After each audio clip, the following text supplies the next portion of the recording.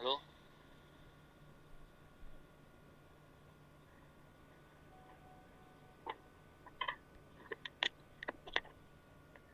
Good morning to all the faculty members, academicians, research scholars, and students present here with us today.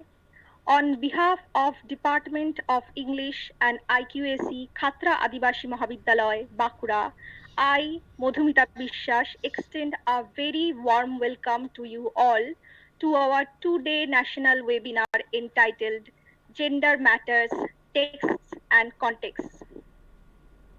It is a moment of immense joy and pride to us all to be able to organize this webinar amidst these trying times of corona pandemic, and we are extremely grateful to our eminent speakers for accepting our invitation to be resource persons at this webinar on gender issues.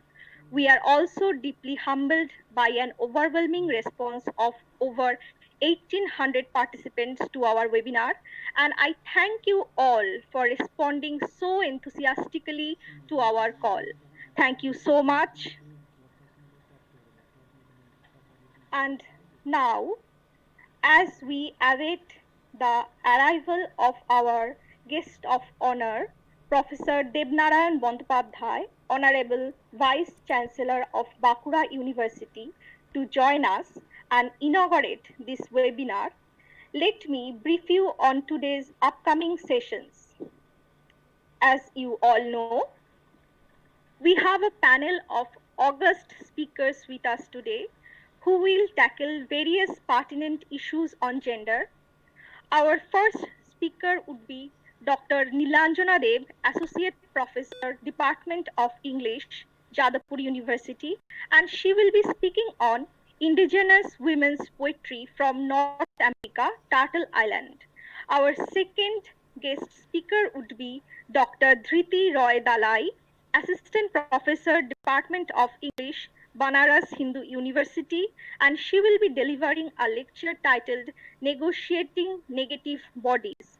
And our final speaker of the day will be Dr. Sneha Kaur Choudhury, Assistant Professor, Department of English, West Bengal State University, and she will be on Victorian gender constructs in John Fowles's The French Lieutenant's Woman.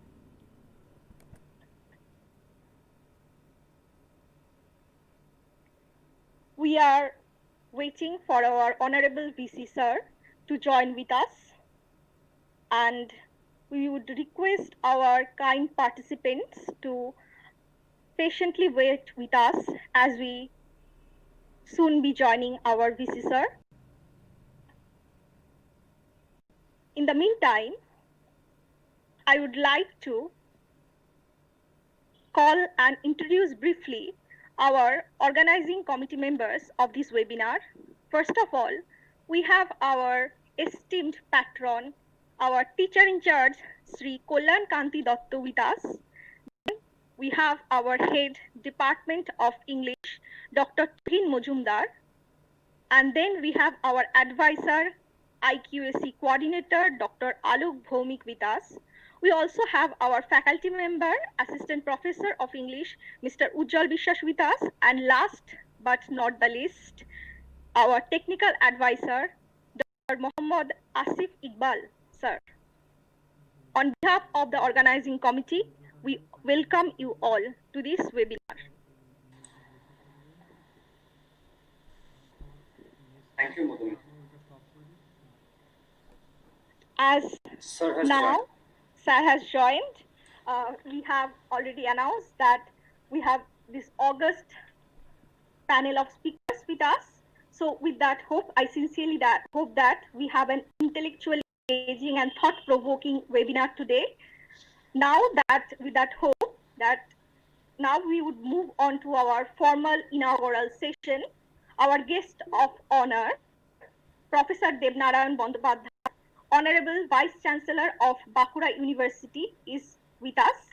On behalf of Khatra Adibasi Mahavidyalaya, I sincerely welcome him to this webinar.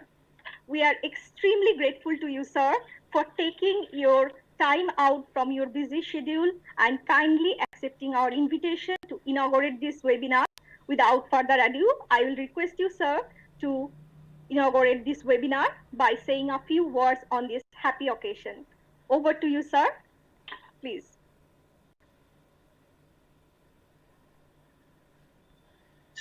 Many thanks. I have, I do have a very busy schedule today because just after completing this, I'm going to move over to another webinar, and I must say that I'm very much impressed by the way our colleges are organizing such seminars, webinars. So I'm particularly grateful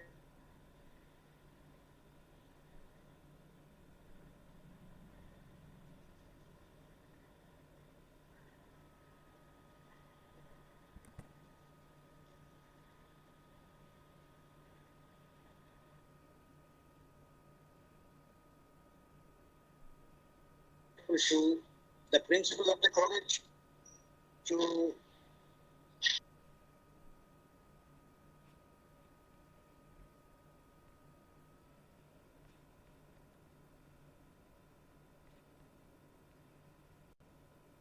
I'm extremely sorry. Actually, somehow I got disconnected. Can you hear me now? Can Yes, you hear sir. me? Yes, sir. We can Okay. hear you now, sir. Okay. Please Okay, proceed. right. So I'm very happy to know that a webinar is being organized on uh, gender studies, which is a very fruitful area. And as I can see that it has moved of the earlier movements of feminist studies, women's studies, etc. Although we know that gender studies actually is a development of the ongoing tradition of a critical tradition of women's studies as well as uh, studies on sexuality, etc. We know that gender studies is an interdisciplinary field that studies gender, sexuality, etc. And we have multiple disciplinary fields like literature, history, political science, sociology, anthropology, media studies, films and television. Everywhere we can see different kinds of ramifications of the ideals of gender studies. And I will not really take much time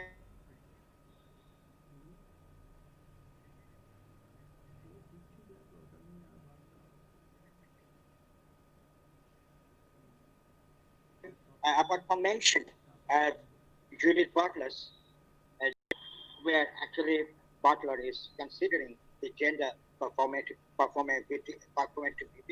and this performance of gender and sex related to the of power and politics.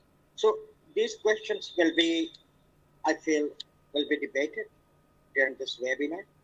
And let me tell you that gender studies is not my cup of tea, it's not my area. I don't really work on this specific area, so that's why I'll not be able to enlighten you very much. But I can really congratulate the college, the principal of the college, and the organizers, the Department of English, I believe, and perhaps it is being organized with the help of the IQSSL. I also congratulate the technical team for making this a success. So thank you very much, because I'll not be able to wait, and I'll not be able to sit through the disseminations of this the debates that will come up during this webinar, because I have just to move into another webinar which is organized by another college. So thank you very much, very much. Thank you.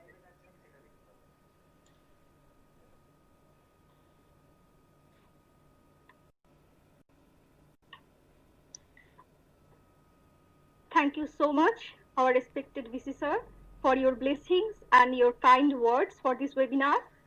With that, good wishes, now we would move forward, and I would request our esteemed teacher in charge sir, Sri Kollan Kanti Datto, to deliver his welcome address for this webinar. Sir, please come and say a few words. This is Good morning, everyone. I am Professor Kollan Kanti Datto, teacher in charge of Khatra Adibasi Mahavidyalaya. I hope everyone is doing well in this time of crisis. I am elated that the Department of English, under the guidance of IQAC, has organized these two-day national level seminar webinar on gender matters, text and context. I am informed by Dr. Tuhin Mojumdar, head of the Department of English and organizing secretary of this webinar, that almost 1800 participants across the country have registered for this event. I welcome you all. My heartiest welcome to our Honorable Vice Chancellor of Vancouver University, Professor Debnarayan Bandyopadhyay, who agreed to inaugurate this webinar. I express my gratitude to our renowned speakers, who have readily agreed to share their valuable knowledge with us. I welcome you all. Stay home, stay safe, and engage in more such academic activities to keep the ball rolling. I wish this webinar a grand success. Thank you, everybody.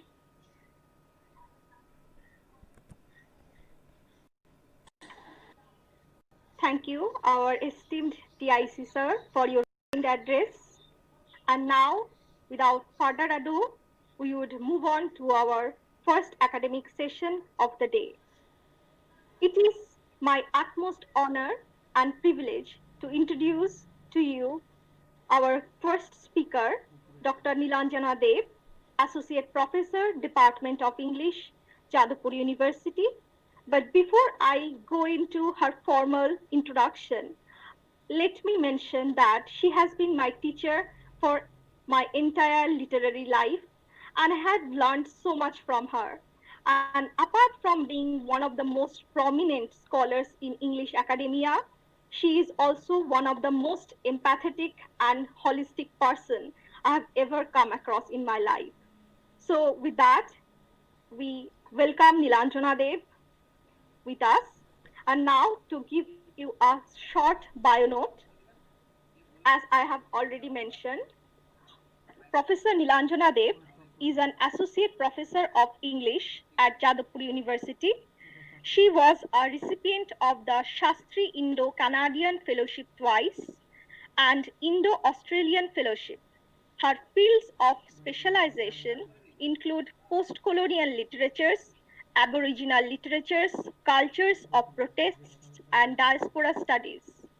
She was a core group member of international collaborations of the Department of English, Jadavpur University, such as, quote-unquote, envisioning the Indian city and, quote-unquote, commodities and culture in the colonial world, with the University of Liverpool and King's College London, respectively.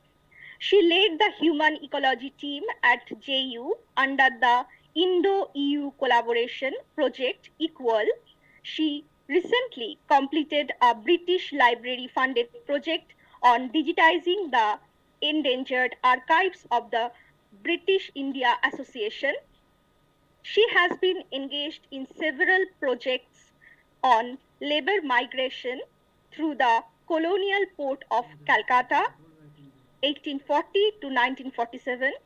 She is presently co-investigator in the Rusa 2 project at Jadavpur University on bodies of difference, which reaches out to urban, peri-urban and rural scholars to develop pedagogical tools and resources to sensitize teachers as well as students on how to deal with bullying on grounds of gender, caste, sexuality, ethnicity, disability, and other forms of difference.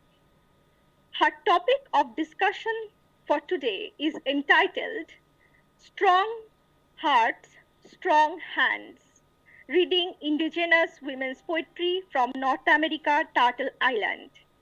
On behalf of Khatra Adibasi Mahavidyalaya, a very warm welcome to you, Nilanjanari, and we are so proud to have you with us today. Please begin, ma'am. Thank you. Thank you so much, Madhumita. Am I clearly audible? Yes, ma'am. You are clearly audible, ma'am. All right.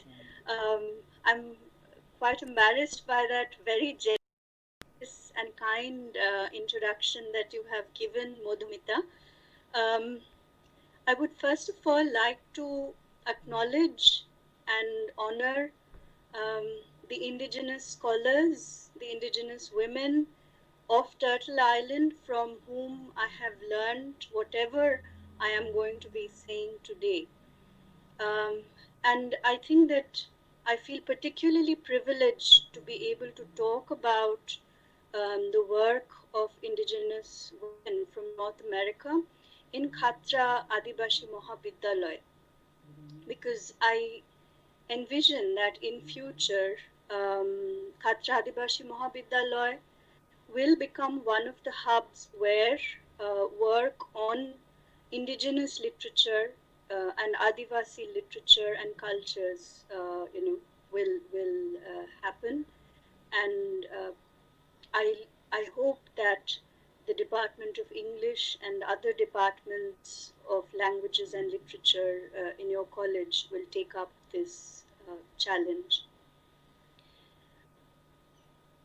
Stories of indigenous women and their voices have long been ignored by mainstream social culture in North America. Native Americans and Native Canadians, I would use the term First Nations because, like in India, I think it is important to acknowledge in North America also that much of the land on which we now live is, was, and always will be the land of indigenous peoples. So First Nations peoples, and amongst them also there are minorities such as trans people, non-binary people of indigenous descent. They have faced a unique set of oppressions, including the ongoing impacts of settler colonialism. If you actually look at the way in which Adivasi people in India have been displaced over millennia, wave after wave of settlers coming in and pushing them to the peripheries, as it were, then you will recognize that India too is a very old settler colony. And therefore it is important, I think, that we look at what we might learn, what we can perhaps be inspired by, the work that has been done by indigenous scholars in other settler colonies around the world. Settler colonialism works to erase indigenous people, both literally and culturally. From physical war and violence, removal from their land, forced assimilation, and of course the paternalism that continues everywhere. These histories continue to render First Nations peoples and their issues nearly invisible to the national eye. This may lull us into believing that there simply aren't indigenous feminists who are as prolific perhaps as Gloria Anzaldúa or Audre Lorde. but this is far from the truth. There are many indigenous women activists, writers, scholars fighting for justice for their people and for the voices of their communities.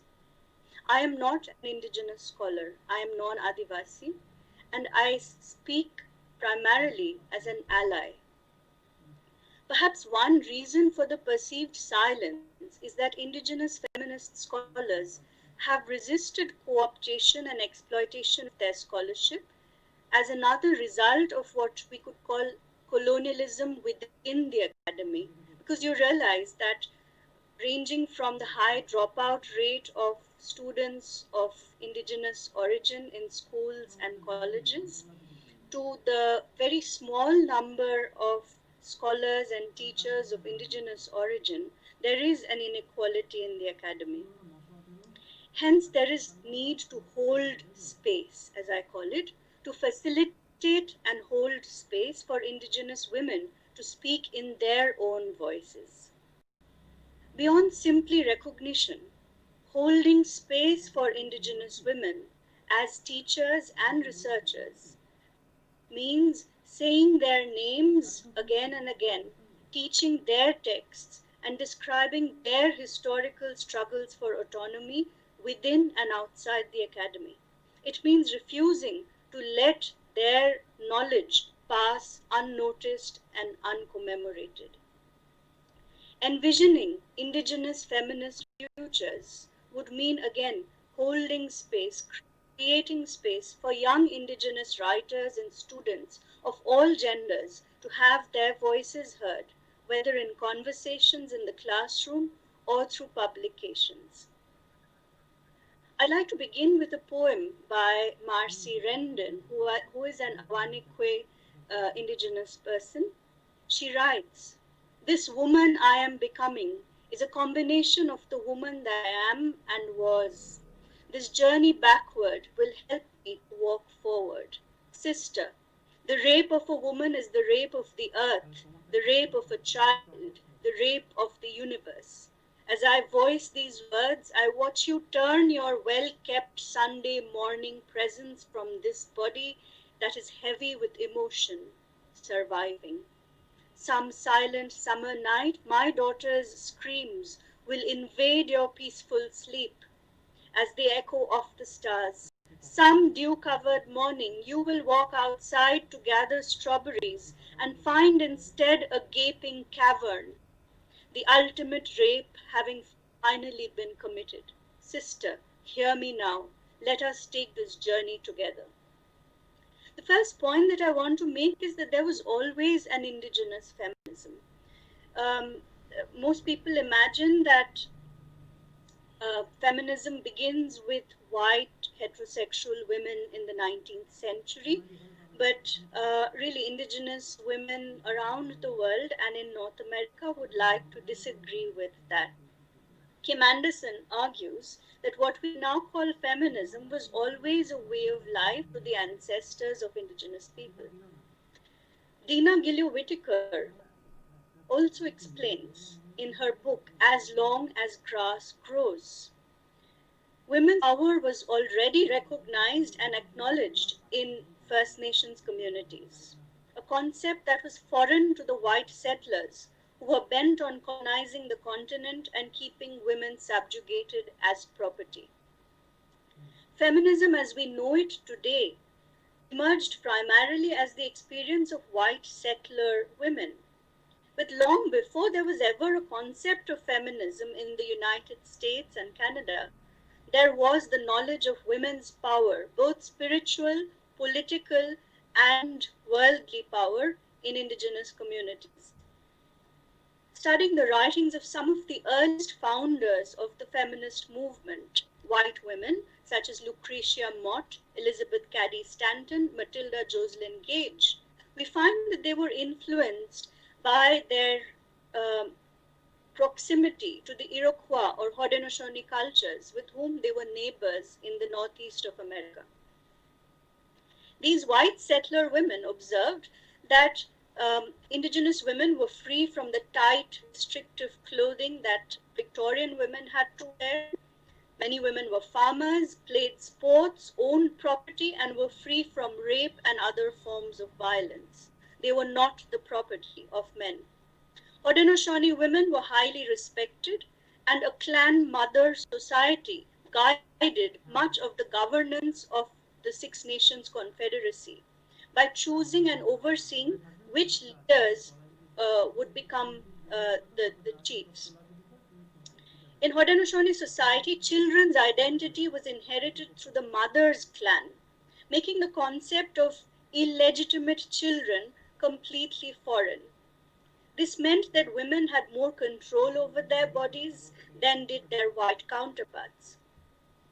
While there were norms that guided Mohawk, Onondaga, Oneida, and other nations' lives, women's sexuality was not policed and condemned in the way in which white women's sexuality was.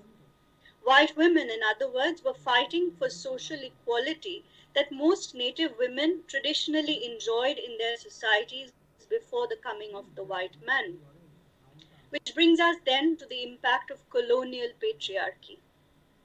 The imposition of foreign cultures, and Christianity in particular, was corrosive to societies that were typically matrifocal, which were equitable in the distribution of power between genders and often respected the existence of what we today call queer identity.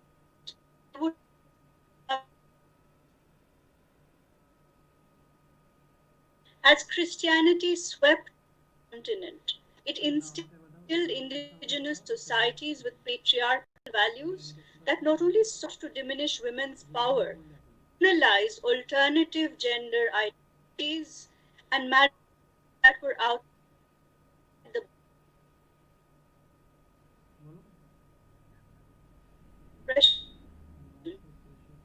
we see as modern American mainstream society, which has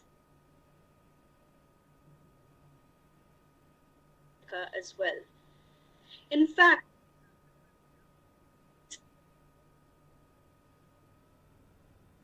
American Indians in 1924 was viewed with suspicion by many. Obviously, for white Americans, this was a strategy of assimilation. But for many indigenous women, they opposed this conventional citizenship that was being imposed on them because it would subject Native women to the same legal system that continued to oppress white women even after the achievement of suffrage. Let me read to you a poem by Anishinaabe poet Lenore Kishik Tobias.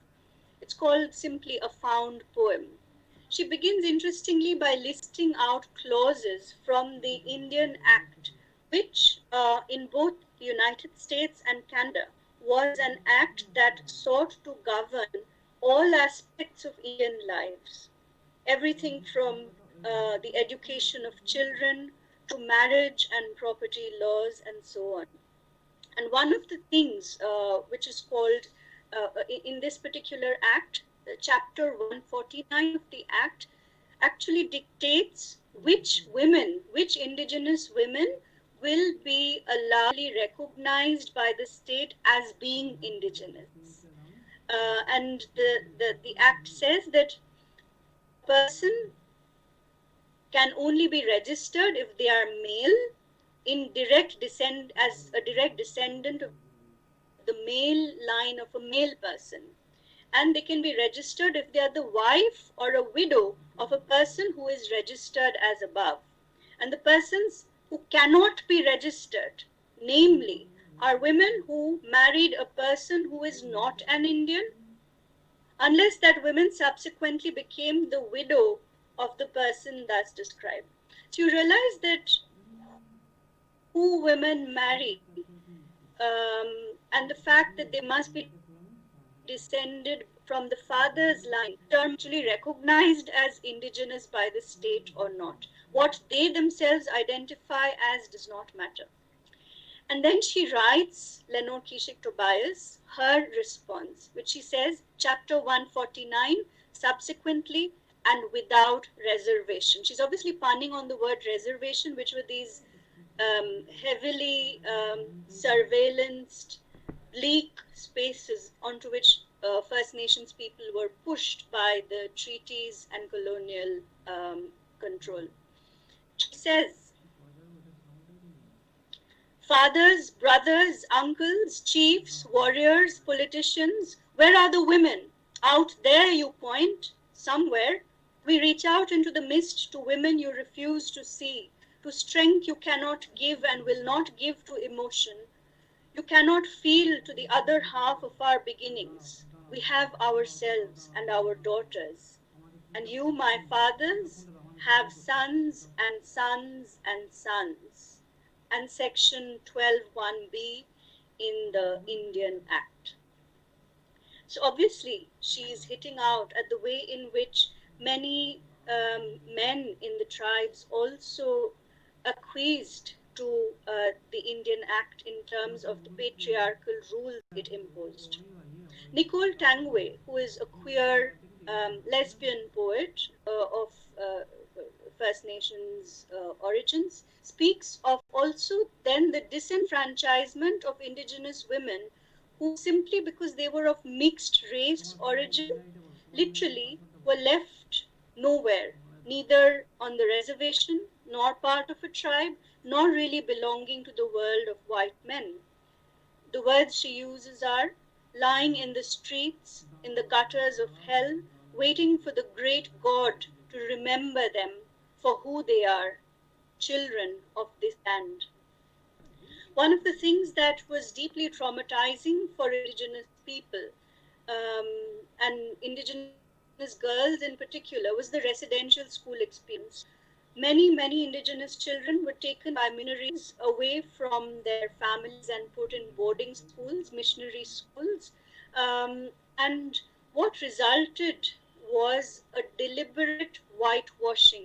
They were told that their Adibasi languages, their aboriginal languages, were language of the devil. They must learn English. And so the disruption of families led to what we term intergenerational trauma, because these young people, when they came back from boarding school, completely whitewashed in their minds and their tongues, felt alienated from their families who were still practicing a traditional way of life. And because they had been deprived of closeness to their families, were themselves deeply troubled when they took on parenting roles. So this trauma passed on, and it has been by many scholars ascribed as the reason why there is so much of psychological stress, high suicide rates, alcoholism amongst indigenous people in North America even today. So in a sense, this attack on indigenous family structures through the residential school system was also directly an attack on indigenous cultural sovereignty. As Crystal Ecohawk, an indigenous writer, states, sovereignty is an active living process within this knot of human, material, and spiritual relationships bound together by mutual responsibilities and obligations. From that knot of relationships is born history, identity, beliefs, our relationship to the land, and how we feed, clothe, house, and take care of our families, our children, our communities. By breaking up families, the state attacks women's sovereignty directly. And so healing has been an important part of the work women, feminists, have been doing over the last more than half a century. Healing both through theory and praxis. Indigenous feminist practices have focused on spirituality and healing as an important part of decolonization. Healing practices include doing not just prayers and chanting in traditional ways, more of smudging, sweat lodges, but also doing more of work that celebrates traditional women's ways, such as weaving, sewing, making quilts, music, drumming, foraging and harvesting from the land. Take this beautiful poem by Sammy Bordeaux Seeger about her tribe, Lakota women's traditions of making star quilts. Beautiful quilts on which you have stars in various patterns. And she links the way in which she was taught in school by her teacher to believe that indigenous people are good for nothing, not good at maths, to her way of healing herself through making quilts. And here it goes. This is a section of her poem. It's a long poem. Lakota star quilts are made up of diamonds which form stars. There are 36 diamonds in one quilt block of an 8-pointed star. Each diamond is cut at a 45-degree angle. 288 diamonds make a star. I cut each diamond individually. I sew each diamond individually using quarter-inch seams. There is some maths involved in quilting. That white maths teacher at the college believes Indians can't do maths. She doesn't understand how mathy life and survival actually are. The population of indigenous people on this continent was 50 million pre-white contact. Some scientists believe it may have been as high as 100 million.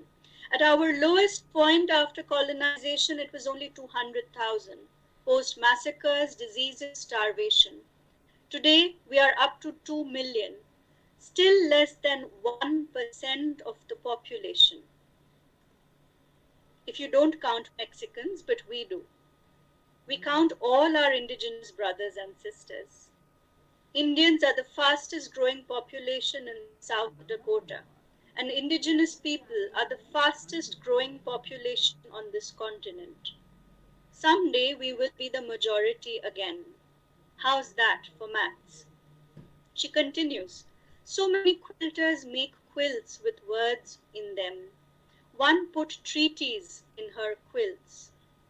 Another wrote, I can't breathe, in black fabric on her quilt. I like to think my quilts speak without the need of words, but let's face it, sometimes a quilt, like a poem, needs to be obvious. My poetry teacher told me to take the quilt pieces off my wall and put my poems there. That's how I finished my master's thesis. But I wanted to say, I can write while I quilt. So needlework, quilting, is seen as an important part of this revival of women's cultures, women-centric epistemologies. Healing is also happening through theory, through academic and creative writing as well. As feminist and ethnic nationalist movements advanced, it was obviously triggered by the civil rights movements of the 1960s, which brought together constituencies such as the American working class, black people, people of color, and indigenous people. As it advanced through the 1970s and beyond in North America, many women of color activists and scholars, including indigenous women, articulated differences between their struggles and those of the middle-class white women feminists. Their struggles, they said, were inseparable from their particular histories of racial and ethnic oppression. Contemporary indigenous women also argue for an indigenous conception of feminism, which recognizes their cultural diversity and their histories of colonial domination. As has been said in many places, indigenous feminism is founded on the principle of diversity, of intersectionality, allowing for dialogues between diverse groups based on gender, sexuality, religion, language, and the many indigenous nations of Turtle Island. According to native feminist scholars Shari Handorf and Cheryl Suzak, an indigenous feminism centers on the fact that the imposition of colonial patriarchy transformed indigenous societies. by diminishing women's power, status, and material circumstances. Patriarchy, in other words, is inseparable from colonialism. One of the most profoundly destabilizing aspects of colonialism on native life has been the relationships between men and women. One of the aspects of colonial patriarchy that played itself out even within Native American resistance movements was, for example, how within AIM, the American Indian movement, which grew exponentially during the 1960s and 70s.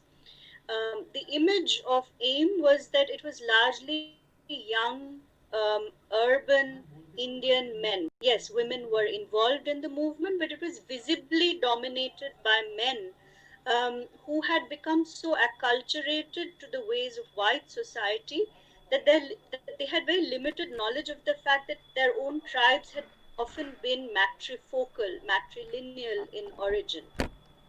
And this translated into sexist, repressive behavior towards the women of their communities by the male activists.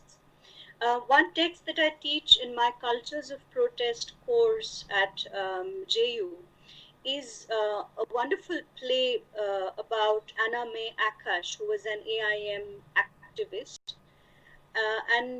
This particular play shows how she kept trying as an AIM activist to take on leadership roles, but she was denied by the male leaders of the movement who kept telling her, well, your main role is to keep stitching ribbon shirts for us and for selling for fundraising purposes, as if that was the only role that women could perform within the movement. As a result of this, by 1974, many of the AIM women actually came together to form WARN, which is basically Women of All Red Nations. And they tried to revive women's traditions from their own communities. Some of these women, interestingly, are still active in organizing in different parts of America. For example, the Standing Rock resistance, about which many of you have heard, Phyllis Young was a very important outspoken part of that. Myrna Cunningham, who is of the Mesquite people, has clarified, however, that the struggle of indigenous peoples is not a threat to our struggle as indigenous women. On the contrary, we see these struggles as reciprocal.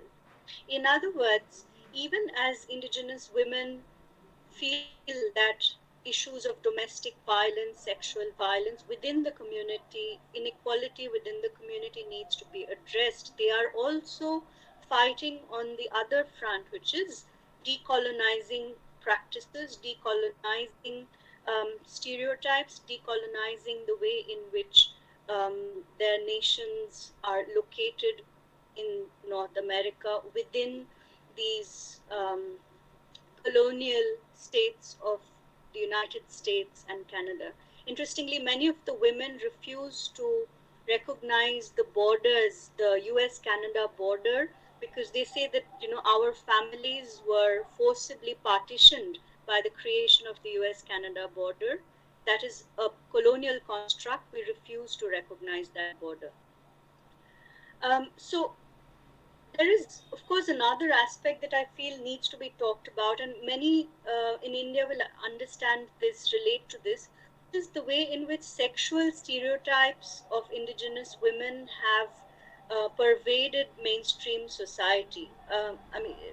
In mainstream Indian films, shockingly, even in Satyajit Ray's cinema, we've had stereotypes of the bare-bodied, sexualized Adivasi woman.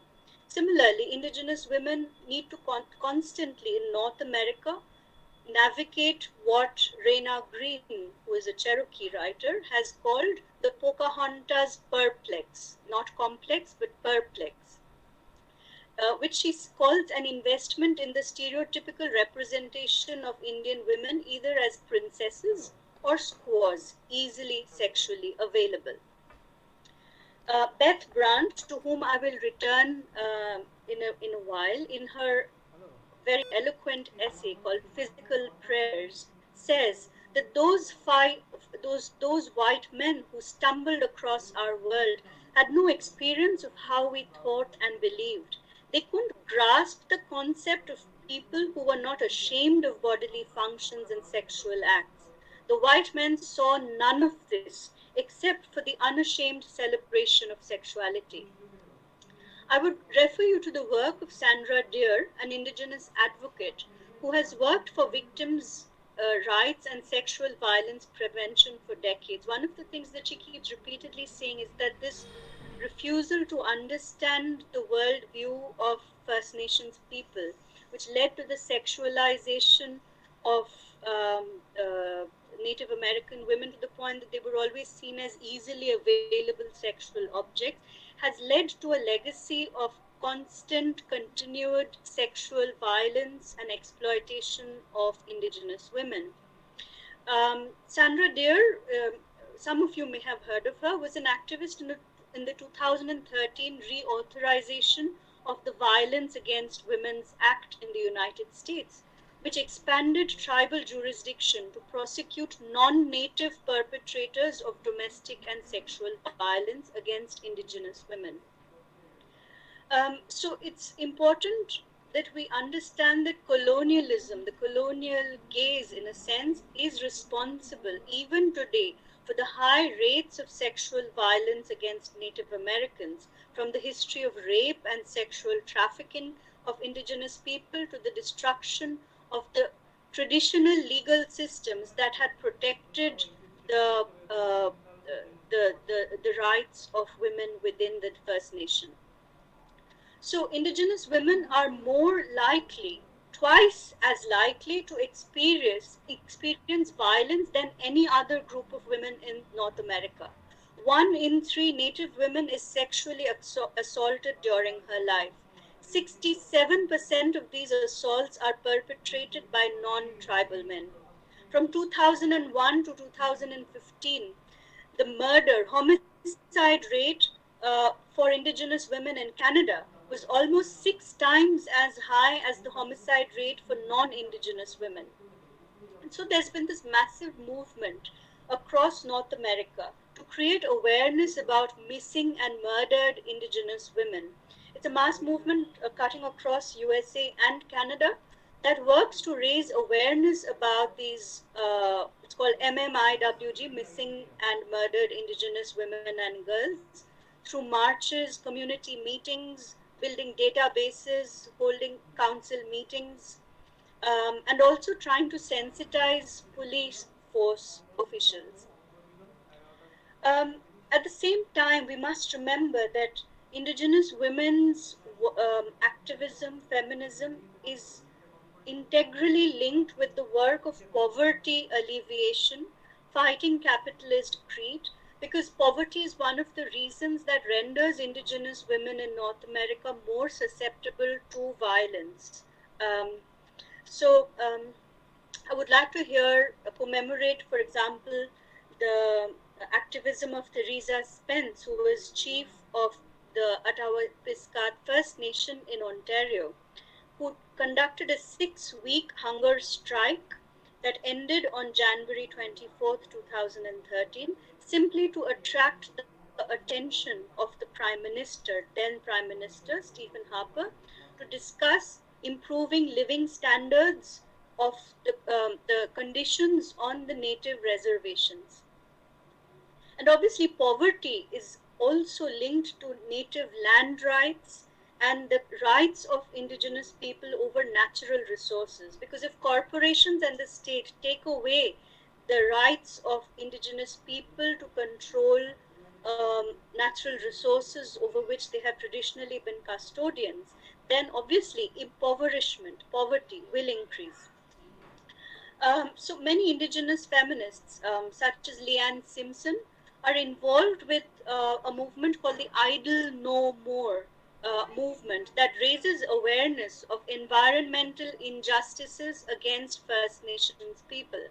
The Idle No More movement in Canada calls on all people to join in a revolution which honors and fulfills Indigenous sovereignty and which protects land and water.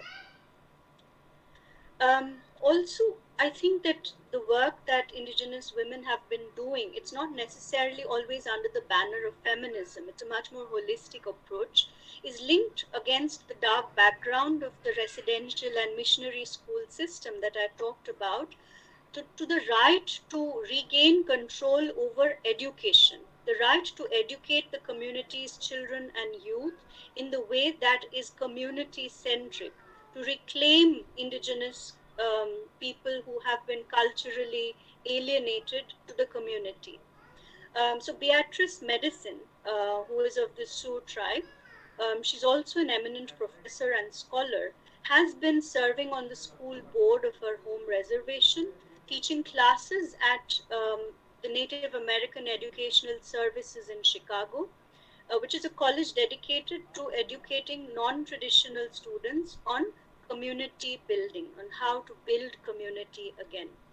Many other such instances of women writing textbooks, storybooks for children that help to re-educate children about the traditions and histories of their own peoples.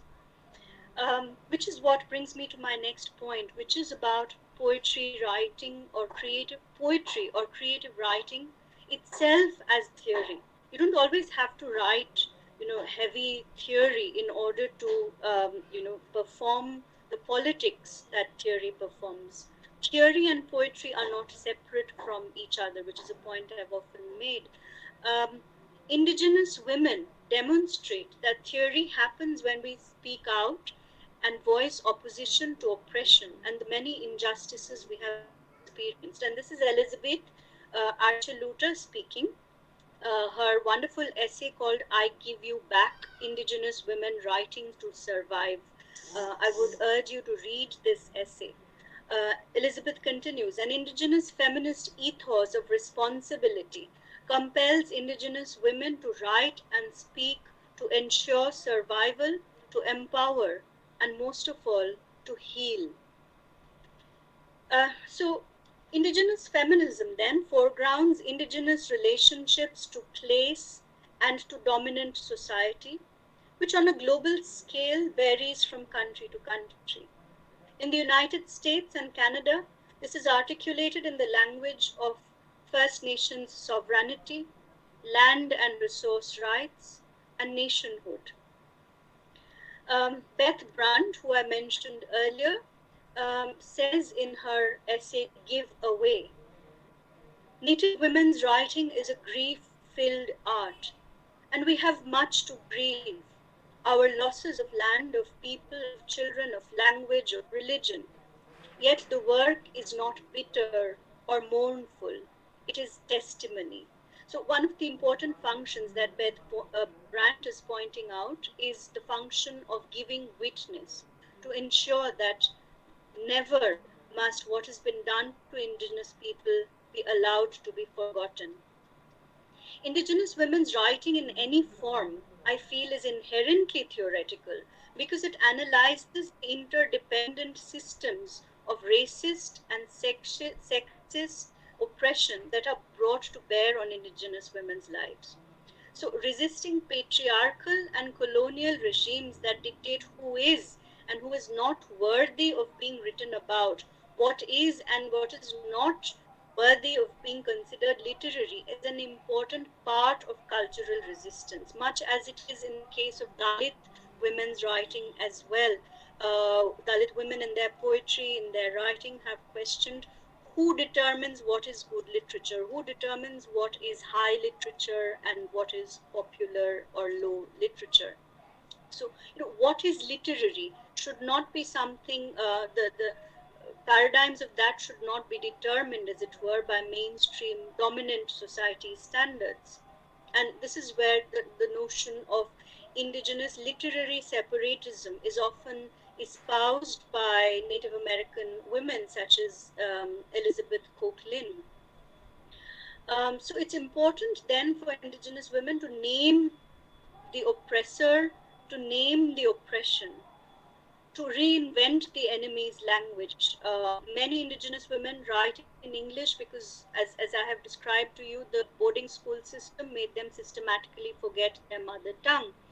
And they must, and they do, inscribe these experiences in their dialogues with other indigenous women across Turtle Island and South America and across the world. So the necessity of culturally specific modes of writing then becomes a tool by which resistance is enacted, which is that to write as one would speak, to write and not necessarily only write, but also to draw, to sculpt, to speak, to stitch, to weave quilts. So, in other words, any form of cultural expression that would affirm and reflect the distinct indigenous worldviews and cosmologies would be a form of theorizing. So Lee Maracle, for example, has developed Stolo oratory as her way of doing literary criticism, oratory as a form of criticism, or also the poetry of the lesbian Native American poet Christos, which often deliberately includes cliches, rhymes, puns, wordplay, as a refusal to separate the spoken word and the oral tradition from written poetry. I'd like to also here, as it were, put tobacco down for pioneering queer indigenous woman poet Beth Brandt, who was one of the first lesbian indigenous women writers to take on the triple challenge of resisting literary and academic colonialism through her writing, also resisting patriarchy within the mainstream and within her own community, and also resisting the homophobia that had, in a sense, dogged her life because of the heteropatriarchal attitudes adopted by most indigenous communities after colonization. She wrote, "I know myself but often hate that woman. I'm proud to be Indian, proud to be lesbian, but I have to constantly fight the hatred, the desperation. My people hate me because I'm lesbian.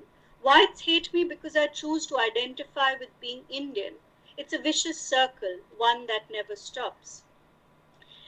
In her essay, and she's important for anyone who wants to work on indigenous feminism, because she's done a lot of creative nonfiction, a lot of writing that might be termed really shaping, groundbreaking in terms of theory that has been developed by indigenous women.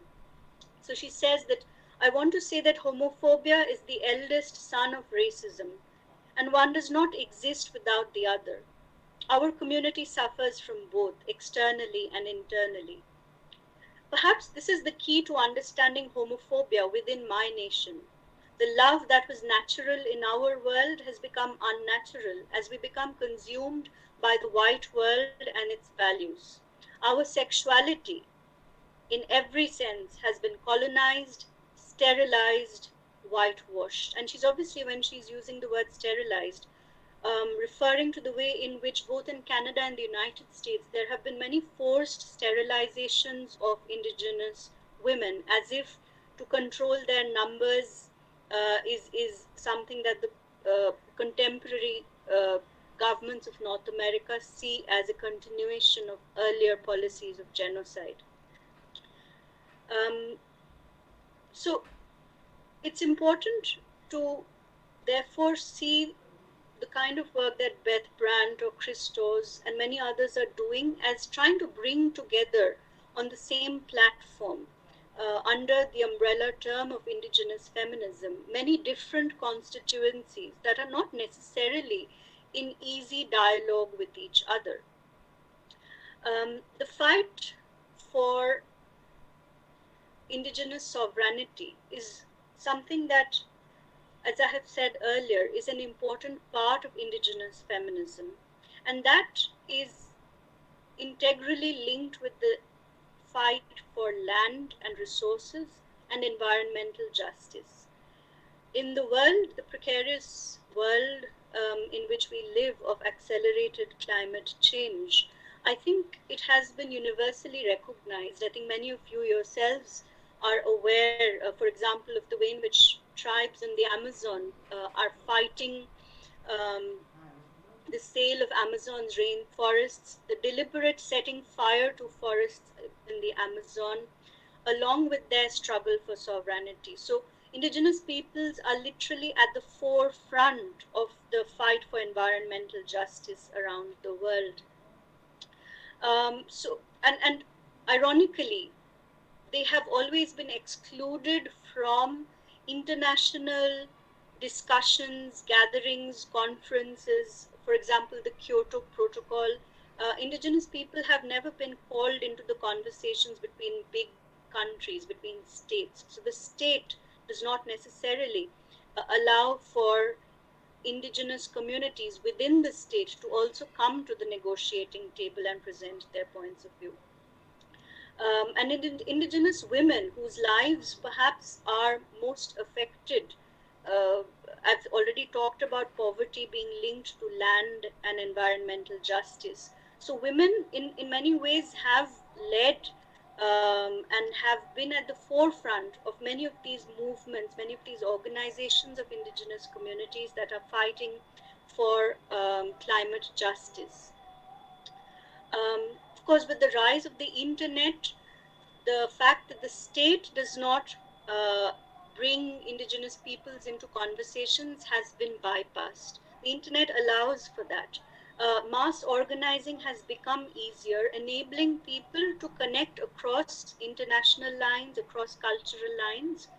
I'd like to mention here this very interesting project that a group of indigenous women from around the world began in 2004. It was a group of 13 women, women coming together from communities such as the Dakotas, the Alaskan Tundra, the Oaxaca, women from Tibet, indigenous women from Nepal, forming an alliance of prayer, education, and healing for Mother Earth, all her inhabitants, all her children, and for the next 7 generations to come.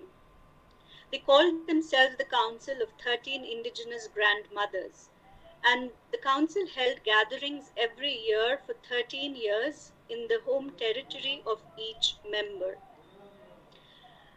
Many indigenous women have been fighting small but important battles simultaneously against capitalist greed, environmental injustice, and patriarchy. As one poster held up by a woman protester in Ontario stated with a double meaning, "Keep your hands off my bush." For example, LaDonna Brave Bull Allard is a tribal historian who is a leader in the fight against the Dakota Access Pipeline, which I think many of us have been heartened to hear has been put completely on hold. In April 2016, she founded the Sacred Stone Camp on her land, which was the first resistance camp of the No DAPL movement and some of the closest land owned by a tribal person to the construction site of the Dakota Pipeline. Since the founding of the Sacred Stone Camp, thousands of water protectors have camped and organized to prevent the construction of the Dakota Access Pipeline. It's perhaps apt then to end here, having briefly looked at many fronts on which indigenous women in North America are organizing, educating, and agitating, with a poem that seems to talk to our own very precarious time, that what indigenous women since the time of Columbus's so-called discovery of America have anticipated, we all are now facing. This is a poem by the celebrated Creek poet Joy Harjo, one of my favorite poets. It's called "When the World as We Knew It Ended." And I quote from Harjo here. "We were dreaming on an occupied island at the farthest edge of a trembling nation when it went down. 2 towers rose up from the east island of commerce and touched the sky. Men walked the moon. Oil was sucked dry by 2 brothers. Then it went down, swallowed by a fire dragon, by oil and fear, eaten whole. It was coming. We had been watching since the eve of the missionaries in their long and solemn clothes to see what would happen. We saw it from the kitchen window over the sink as we made coffee, cooked rice and potatoes, enough for an army. We saw it all as we changed diapers and fed the babies. We saw it through the branches of the knowledgeable tree, through the snags of stars, through the sun and storms, from our knees as we bathed and washed the floors. We heard it, the racket in every corner of the world, as the hunger for war rose up in those who would steal to be president, to be king or emperor, to own the trees, stones and everything else that moved the earth, inside the earth and above it. But then there were the seeds to plant and the babies who needed milk and comforting. And someone picked up a guitar or ukulele from the rubble and began to sing about the light flutter, the kick beneath the skin of the earth. We felt there, beneath us, a warm animal, a song being born between the legs of her, a poem. So from colonial wars to forced boarding schools to the Dakota Access Pipeline, tribal communities have survived because of the strength and knowledge of the indigenous women of Turtle Island. For both indigenous people and non-indigenous allies, settlers, it is crucial that we listen to these voices, honor their wisdom, make place, and empower their work. Thank you.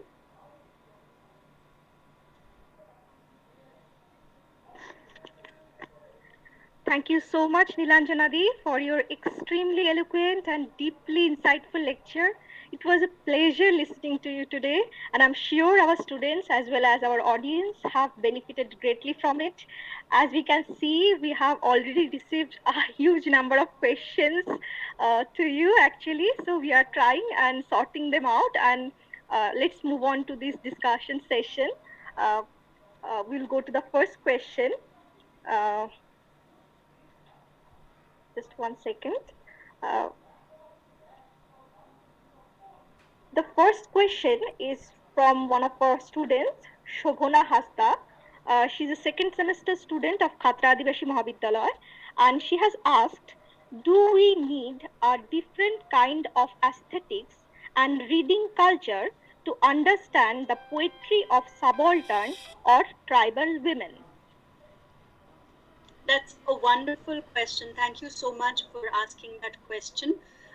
In my discussion, I had talked about how, like Dalit women, also indigenous women, subaltern women from many communities choose to challenge the what is considered literary, what is considered good literature through creating their own styles of writing, often writing that blurs the boundaries between the oral and the written and so on. And so it is important then, as you rightly say, to develop an aesthetics of reading as well, alternative reading frameworks that would allow us to engage with these texts on their own terms, on the terms of the indigenous communities that have produced those texts, without performing epistemic violence by imposing our own standard methods of reading on them. Absolutely. Thank you so much, ma'am. Our second question is from Betty Marine Ipan, and she has asked, are the problems of indigenous people all over the world the same? Could you please elaborate how the intergenerational transmission of trauma help in transmitting aboriginality? Okay, that's in 2 parts. Firstly, no two experiences can really be the same, but yes, we can see parallels. It's important to note the parallels and the historical trajectories in terms of these different stages. There's the stage of invasion and displacement. There is the stage of assimilation and paternalism, and then there is the stage when apparently communities have been integrated within modern democracies, but racism, systemic racism continues. So these parallels, these trajectories are similar in indigenous communities around the world. And therefore, there is this emergence of what might be termed comparative indigenous studies, where indigenous coalitions, alliances, in a sense, talking to each other across the world. And it's important to facilitate those dialogues also with, I think, indigenous scholars and students in India and the rest of the world as well. Yes, absolutely. And also in terms of intergenerational trauma, I think that there are two paths to this, that Aboriginal identity, indigenous identity, is not necessarily formed only by trauma, but yes, it is important to address that trauma and to heal it, to deal with it. And this is where the fact that families were separated, or very often the younger people who went to boarding schools or missionary schools came back with a different approach, culturally alienated from their own families. All of this needs to be acknowledged, spoken about, and the healing needs to happen, which is why I talked about the way in which, unlike many other forms of feminism, indigenous women's feminisms often focus on cultural healing, spiritual healing as well, to be allowed to talk and to heal. There's a lot of writing that's happened, and I'd be happy to share some of the readings, the references with you. Thank you so much, ma'am. I think we are going to take another question, because there are so many questions, and we also have a guest speakers waiting. We are going to our next question. Sridevi T, she has written, what are the religious status of indigenous women? The same kind of false cultural propaganda was conducted in India too. How we thrived? Your opinions on it? Look, I think this is something that needs to be seen against the backdrop of the fact that many of the missionaries actually contributed a great deal to the development of script, to developing educational institutions for indigenous people. And across North America, there are many communities that are in fact very strongly Christian and see their Christian identity as a part, as it were, of their indigenous identity. At the same time, there are also movements that seek to hybridize the Christianity by bringing in older Native American or First Nations practices. So a kind of hybridization. So you have the Native American church, for example, in which there is drumming, smudging, dance, and chanting, and not just the conventional Christian prayer rituals.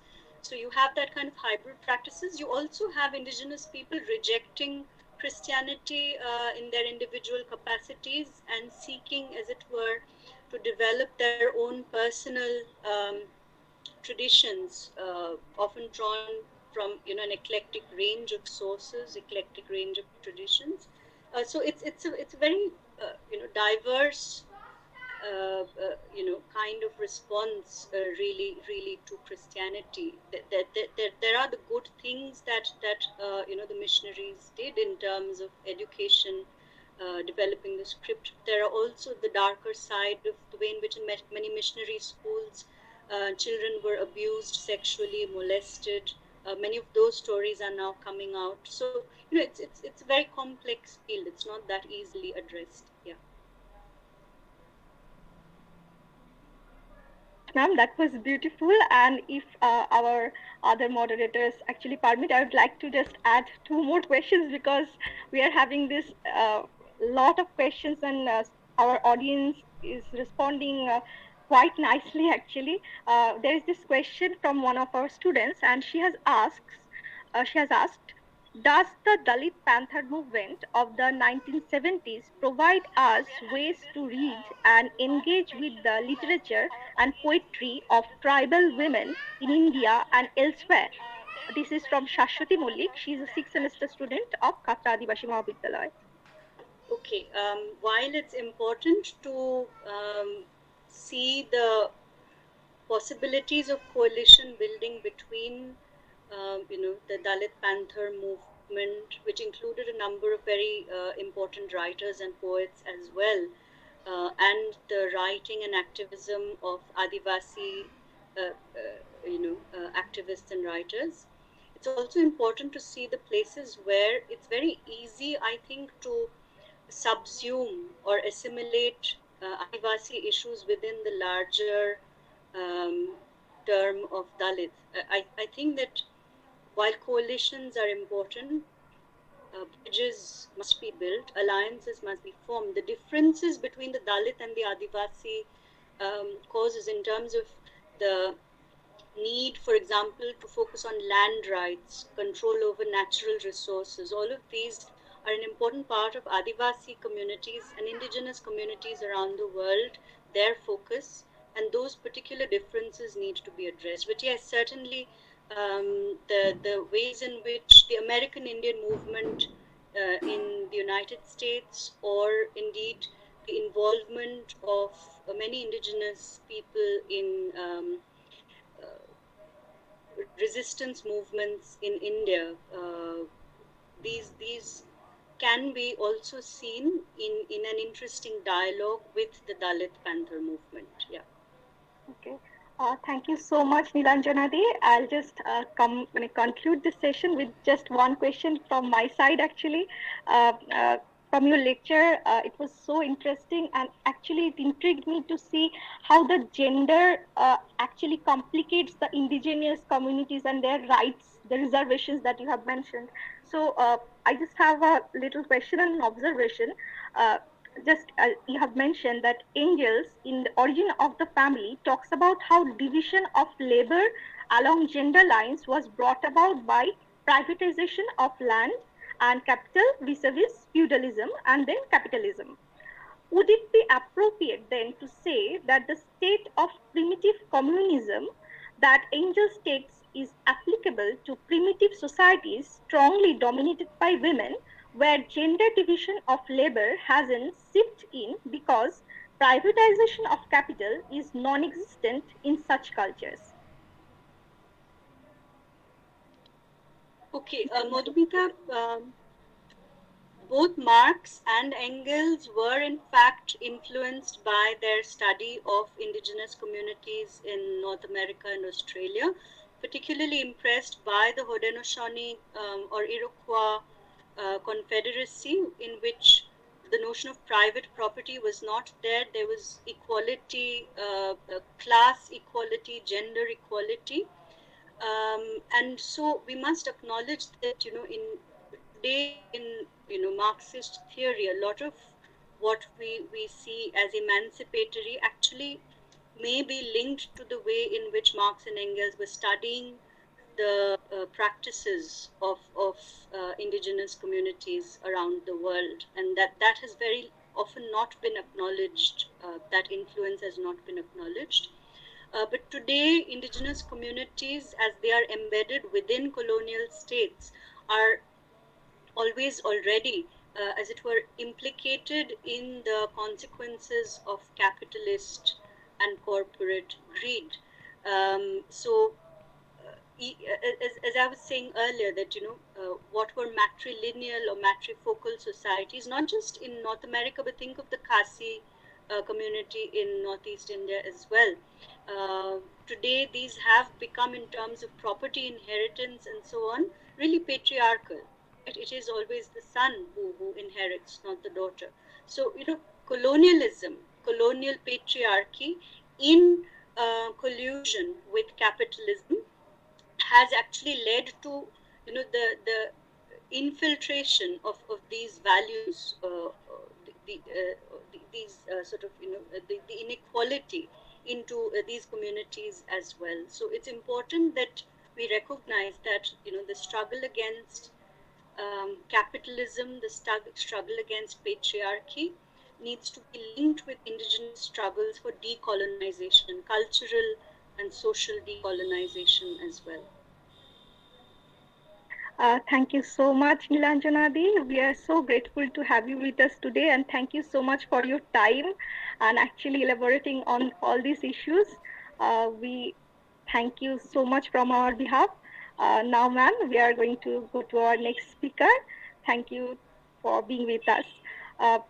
I would ask our head of the department, Dr. Tuhin Mujumdar, to introduce our next speaker. She is our respected esteemed speaker, Dr. Dhriti Rai Dalai. Tuhin Mujumdar, over to you. Thank you, Madhumeta. Am I audible? Yes, you are audible. I have the honor to welcome Dr. Dhriti Rai Dalai. She has been my teacher in Banaras Hindu University. Welcome, ma'am. A PhD from Vishwabharati University, Shantiniketan. She has been teaching at the Department of English, Banaras Hindu University since 2005. She has research interest in areas of apartheid literature, South African fiction, 18th century English history, disability studies, sexuality, Kishore Sahitya, as well as interdisciplinary studies and creative pedagogy.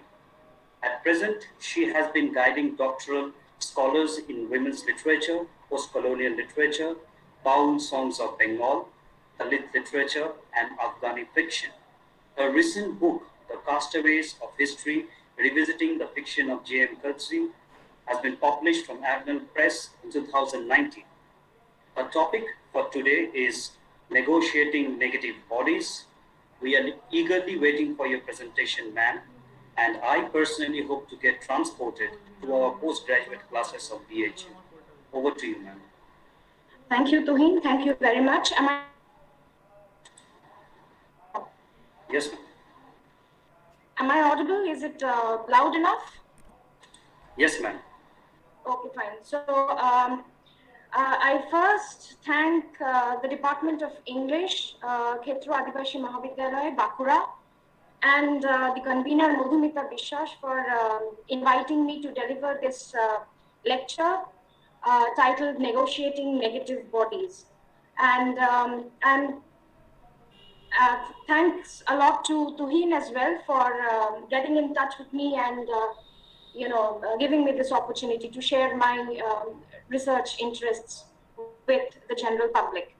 So I will not waste much time because time is valuable, and I'm presenting my PowerPoint.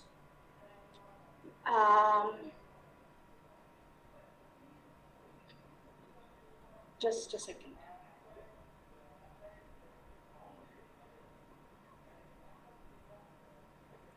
Share your entire screen.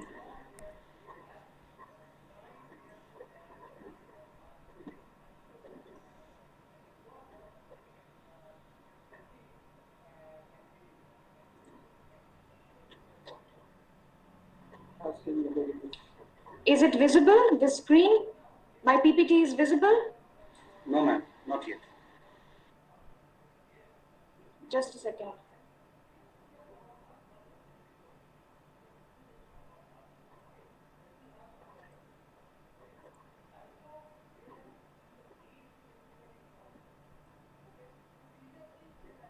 Now is it visible? No, ma'am. It's visible?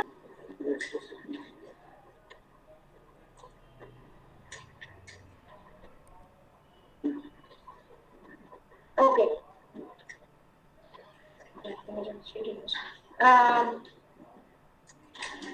Now, prominence of the body in popular culture an intense academic interest in the body.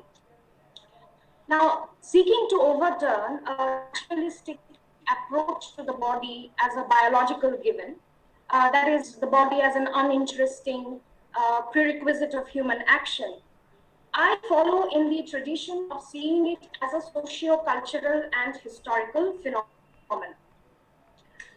I attempt to look at the social construction of kinds of bodies engineered upon biological realities, though these realities are temporal. We will see how bodies are conditioned by notions of health and physical ability. And we know how these notions are not absolute or pre-given qualities of the human body, but they are still employed by hegemonic normative discourses to establish and prolong a difference, a hierarchy of sorts in bodies.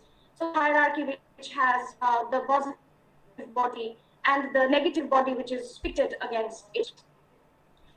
Now, before I go into the slides, I want to make a kind of a clarification here.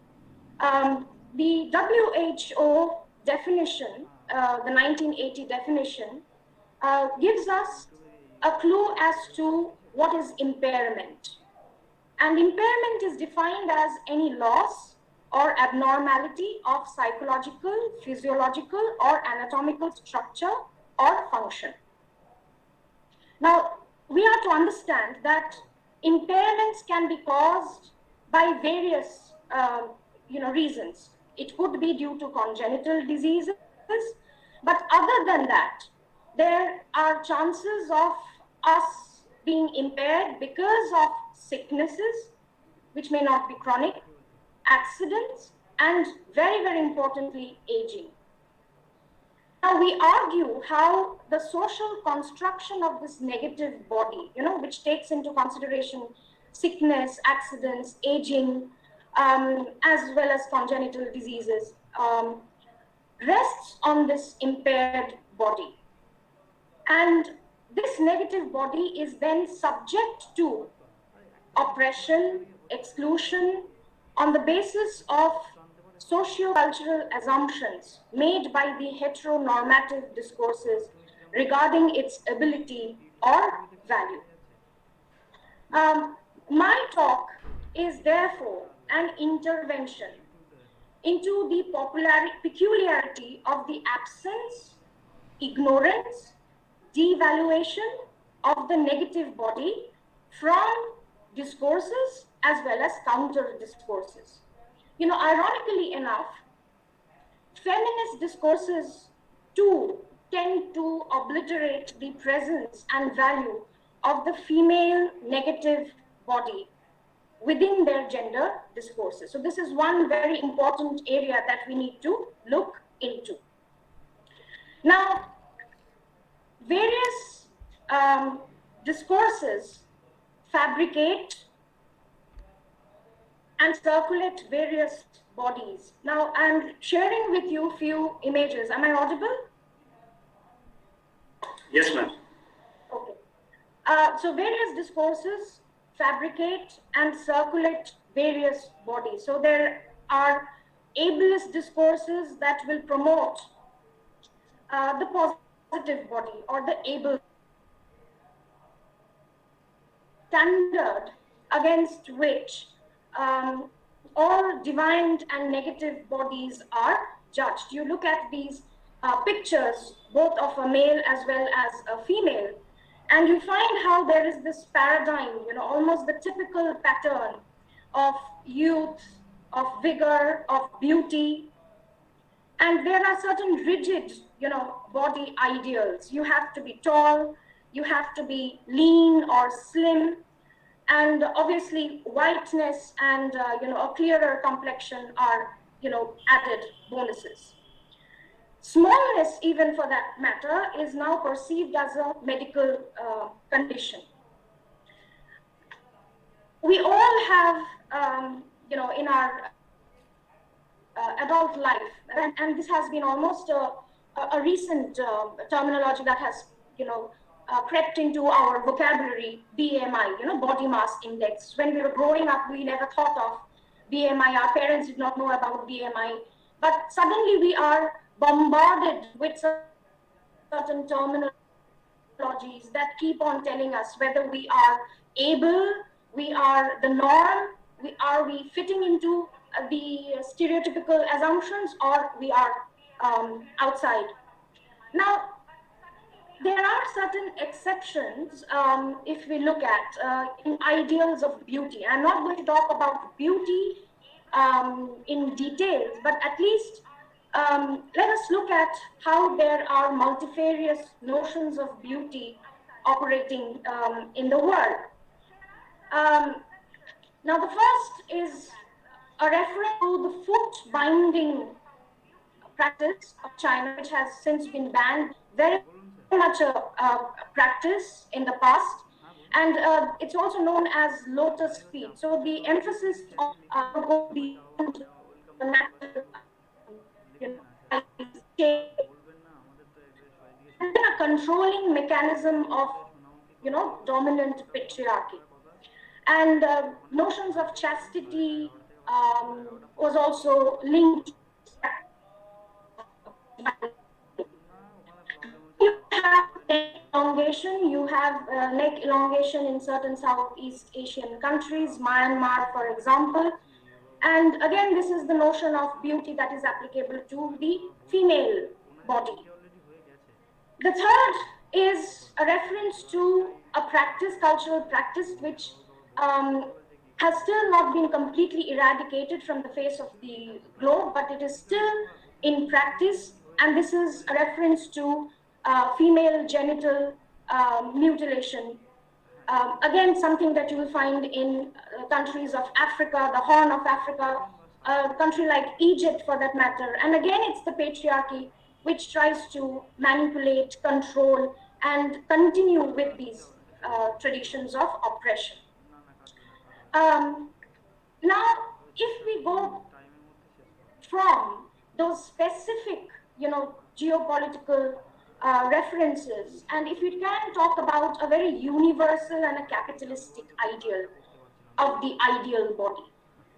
And Susan Bordeaux, I'm referring to Susan Bordeaux and her observations, and she says how the firm developed body has become a symbol of correct attitude, suggesting willpower, energy, control over infantile impulse, and the ability to shape your life. Now, this is from The Unbearable Weight, Feminism, Western Culture, and the Body. Now, even in the Indian context, it's a universal ideal that I am trying to posit here. And you find even in the Indian context, you have this mushrooming of gyms, every street, every corner will have a gym that, goads you into achieving that ideal body. Now, the personal body management is intimately connected with management of the larger social body. And the personal body management is actually mimicking the control that is desired by a market economy, by a consumer culture in a capitalistic society. So this is not just an aesthetic ideal, the lean, shapely body. It's also a marker of internal discipline and a part of the consumer culture and the market economy. So from a very, specific geographical, cultural, identity or myth of beauty, we have moved into a universal ideal that is being imposed on all of us. Now, where do you find this positive body? And this is the positive body that you find circulating in the public domain. And it's marked by strength, by control, by youth, and you are to continuously perform in order to fit into society, the normative society.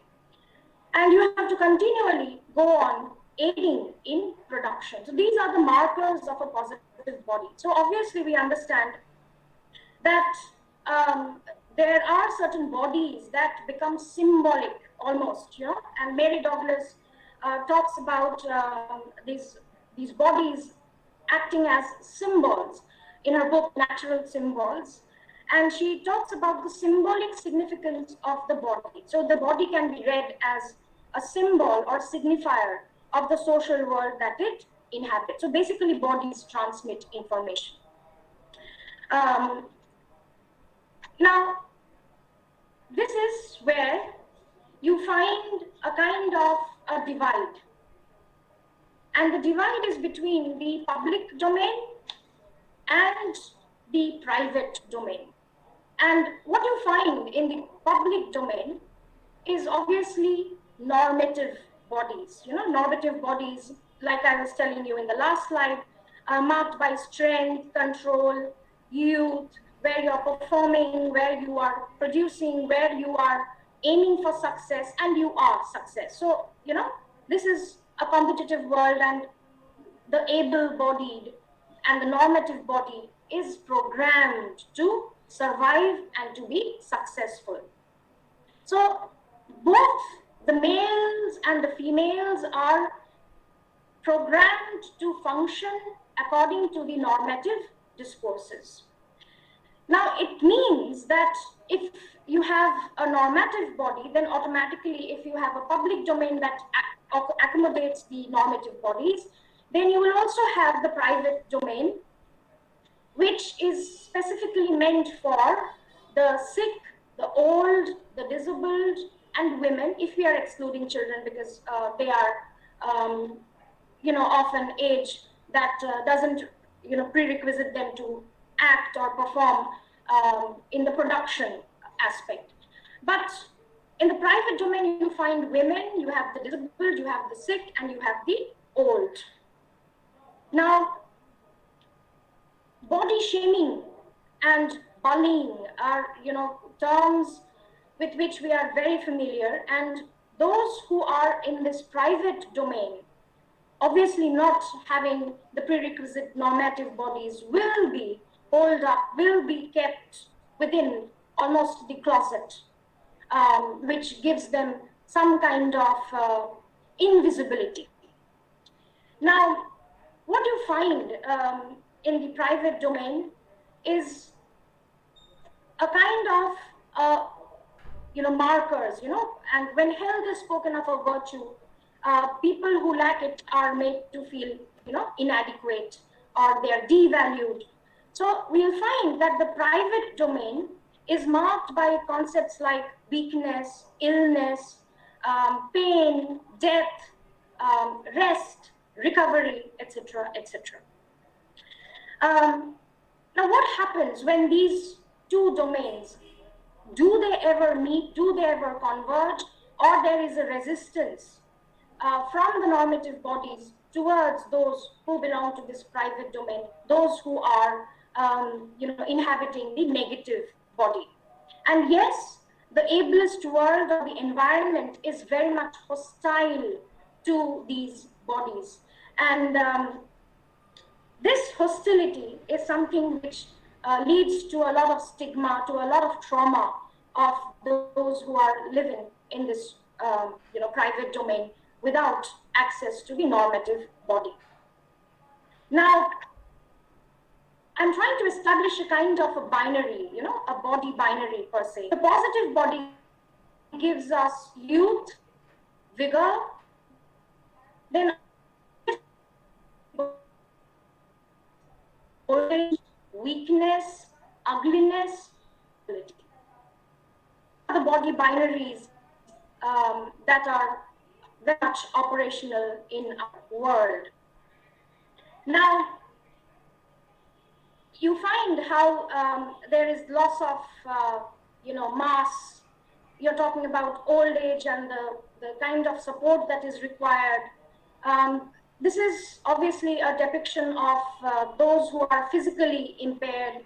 And you also talk about, facial disfigurements, the ugly, and how ugliness is also talked about by Martha Nussbaum, and she relates it with the physically impaired. So there is a kind of a revulsion, there is a kind of a negativity that is created in this world, which promotes ableism, which promotes the normative body, the normal body. Now, the next slide is where I show and reveal how women have also been conventionally read as, inferior, inadequate, and many, writers, theoreticians, feminists, they have gone back to Aristotle, and they have focused on one particular word that Aristotle is said to have been using, deformed. Now, before I go into that word of deformity, Aristotle was, referring to the Pythagorean table of opposites. So the male is associated with something that is hot, dry, active, and obviously the woman or the female is then something that is wet, that is cold, and obviously inactive. So basically, Aristotle, when he's writing his treatises on biology, the biological treatises, like on the generation of animals, he picks up on that lack that is what leads to the deformity of women. That is where women are said to be inferior, and they were inferior because their bodies were too cold to produce seed or semen. In fact, Aristotle thought that the menstrual blood was semen, but obviously it lacked the soul particle. We are talking about the God particle, and here it is the particle of the soul that is missing in the case with the females. Now, from Aristotle, so if this is how patriarchy has looked at or has tried to, make a reductionist reading of women, now what happens to, impaired women, women in a negative body? And I'm referring to a few texts from the Indian context, and this is from Manusmriti Law 72, which says that even if a man, I'm sorry for this typographical error, am I audible?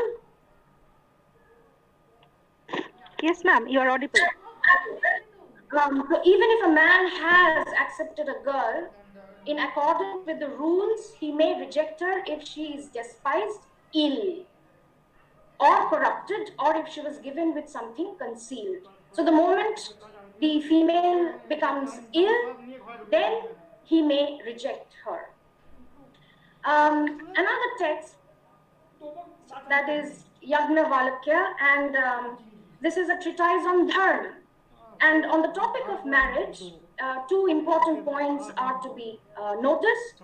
Women should be free from disease. So we are talking about the eligibility of a female for marriage. And women should be free from disease. And there is again another possibility. Women who is ailing should be superseded. But please note that they can be superseded, but still the household or the man has to take care of her basic needs. But there is this chance, there is the scope for her being superseded. Now, along with the diseased, the ill, you will find, if you come back to the present context, you will find that we are, in a way, trying to promote. Let me go back to the earlier slide just for 1 second. Now, you will find that along with the diseased or the ill, in the present context, you'll find that even the old bodies, aging also leads to impairment. So the old bodies, along with the impaired bodies, they are said to require rehabilitation, to confirm. Again, the rehabilitation is required for these broken bodies or these negative bodies to conform to the values of the normative society, youthfulness, beauty, ability, athleticism. And we need to understand how the medical model of disability or the rehabilitation model will always try to look at the problem within the individual body. And there is always this striving for finding a cure by providing them a particular treatment.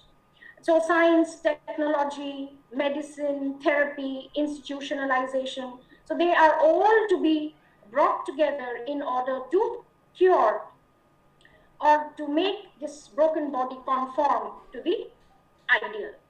Now, we are analyzing the socio-cultural contribution in the oppression of the negative body.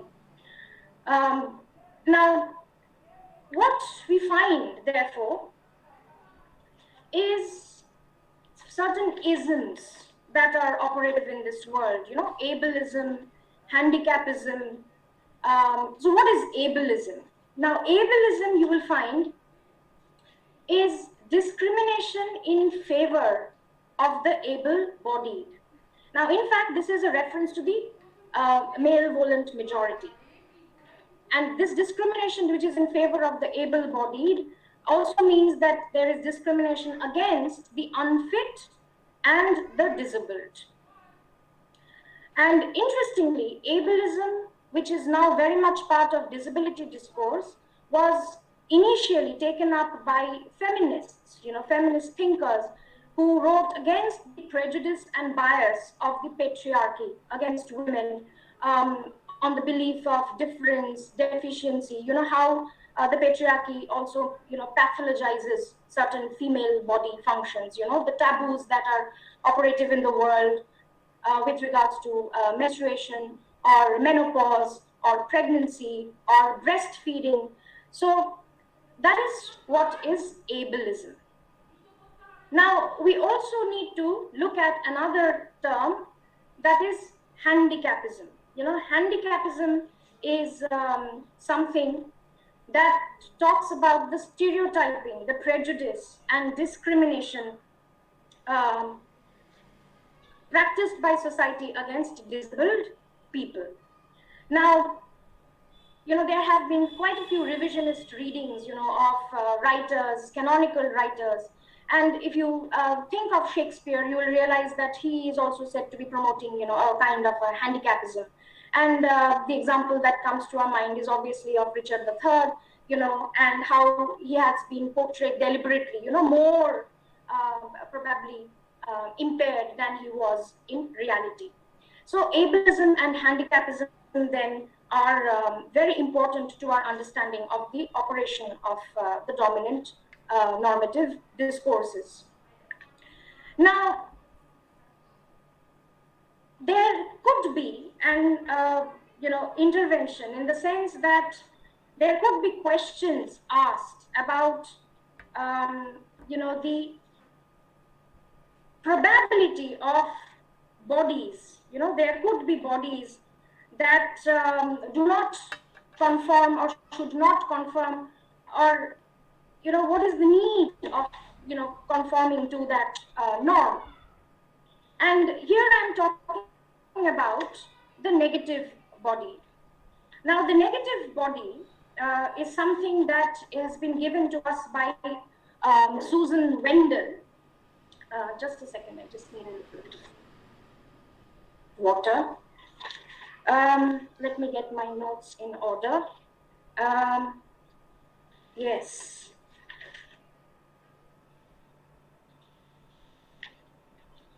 Yes. Now we may ask this question whether the body is always free of pain. Is it never weak? Is it never nauseous? Is it never tired?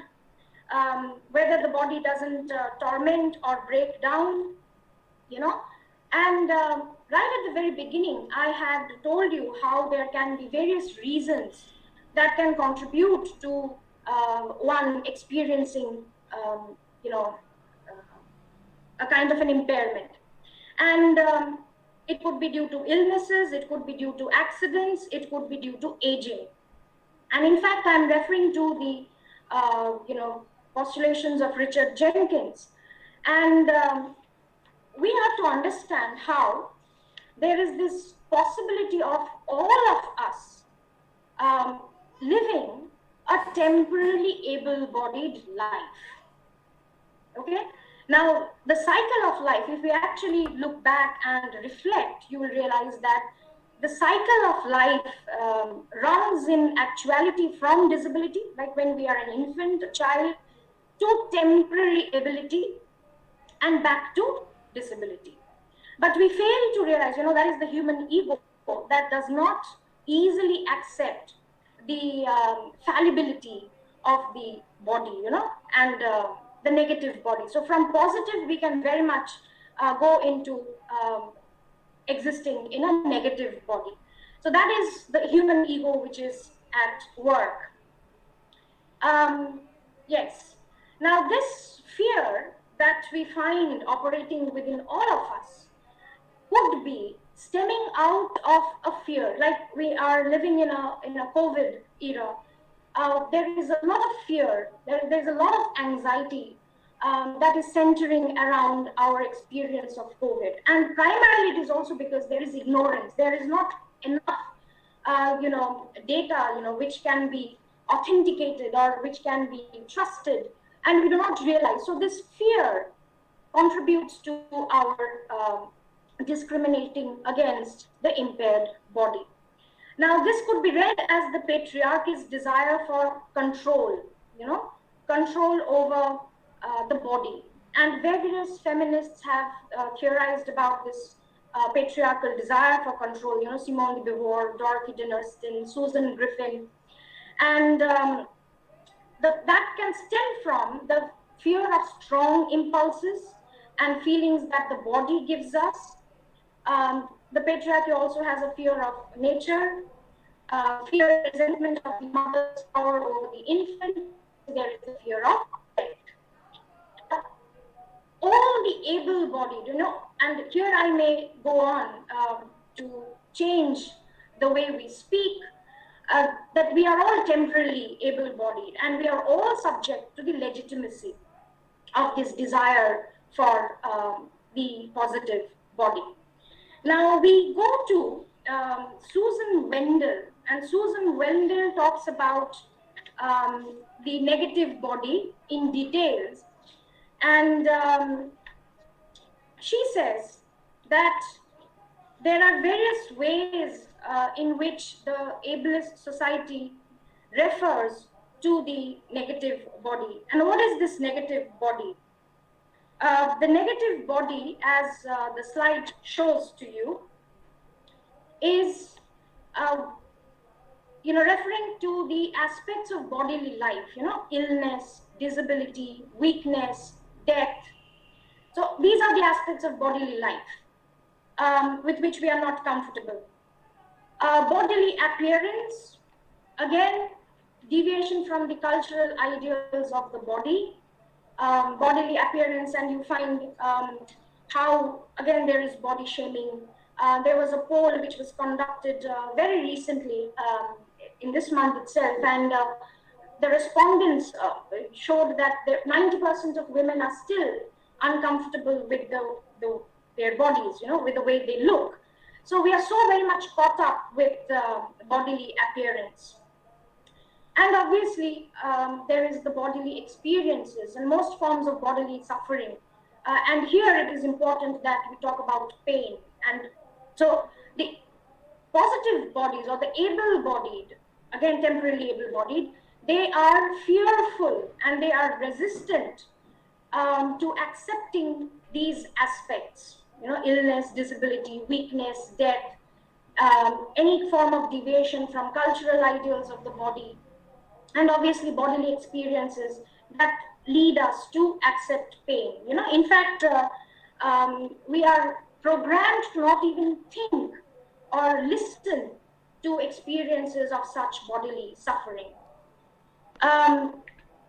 Yes, now we may go into an understanding of how feminism and disability studies can be brought together. And many parallels exist between feminism and disability studies. But before I go into that, it is important that we realize that even within academics, there is a kind of a resistance to talk about the negative body, to theorize about the negative body, to, if we go back to Rosemary Garland Thompson, and she talks about the stare which is the ocular response to what we don't expect. There is this resistance even in academics. Again, I'll refer to Rosemary Garland Thompson, where she says that feminists have also contributed to the devaluing of pain, suffering of the female negative body.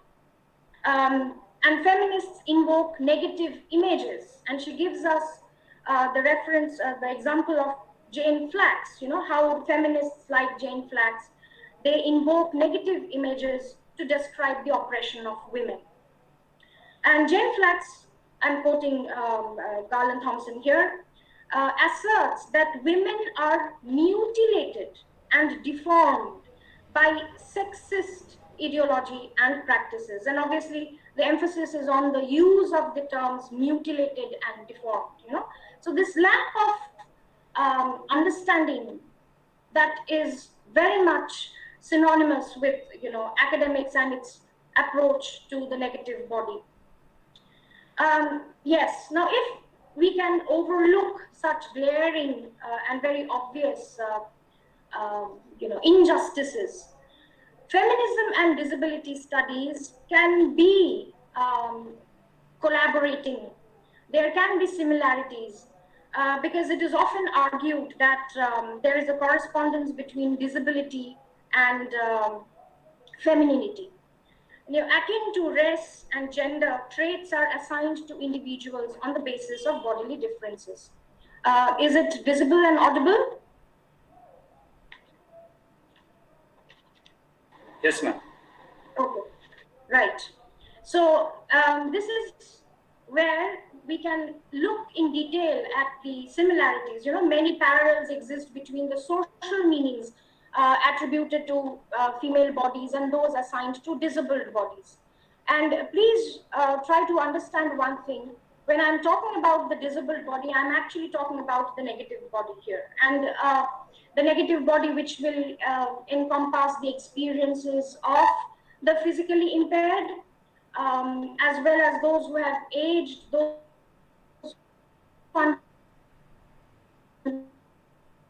umbrella existence. So both the female and the disabled body are cast as deviant and inferior. So there are a lot of similarities between the oppression that feminism talks about and the oppression that is meted out to the negative body. Both are excluded from full participation in public as well as economic life. Both are defined in opposition to a norm that is assumed to possess natural physical superiority.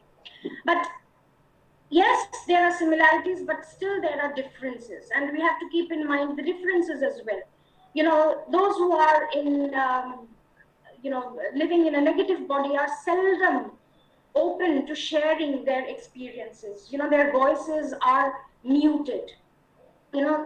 Writings by these particular segment of population very rarely come into the mainstream. And very importantly, am I audible, visible? Yes, ma'am. Okay. This is the problem with an e-lecture. Always you are aware of the treachery of the internet signal. So the fear that is very much within us. So yes, the point that I was making, that yes, there are similarities and yes, there are differences as well. If we come to the Indian context, and I deliberately want to focus on Indian feminism and disability studies, and how there are problems, there are oversights, and how things can be changed, corrected. And it is ironic that Indian feminists, while attempting to empower the powerless, have not sufficiently deliberated upon the meaning of impairment for disabled women. This when it claims objectivity, and the argument is how feminists have generally, talked about, they're focused on societal issues, basic societal issues like poverty, class, caste inequalities, labor-related injustice, wages, domestic violence, childhood and sexual abuse, sexuality, etc., etc.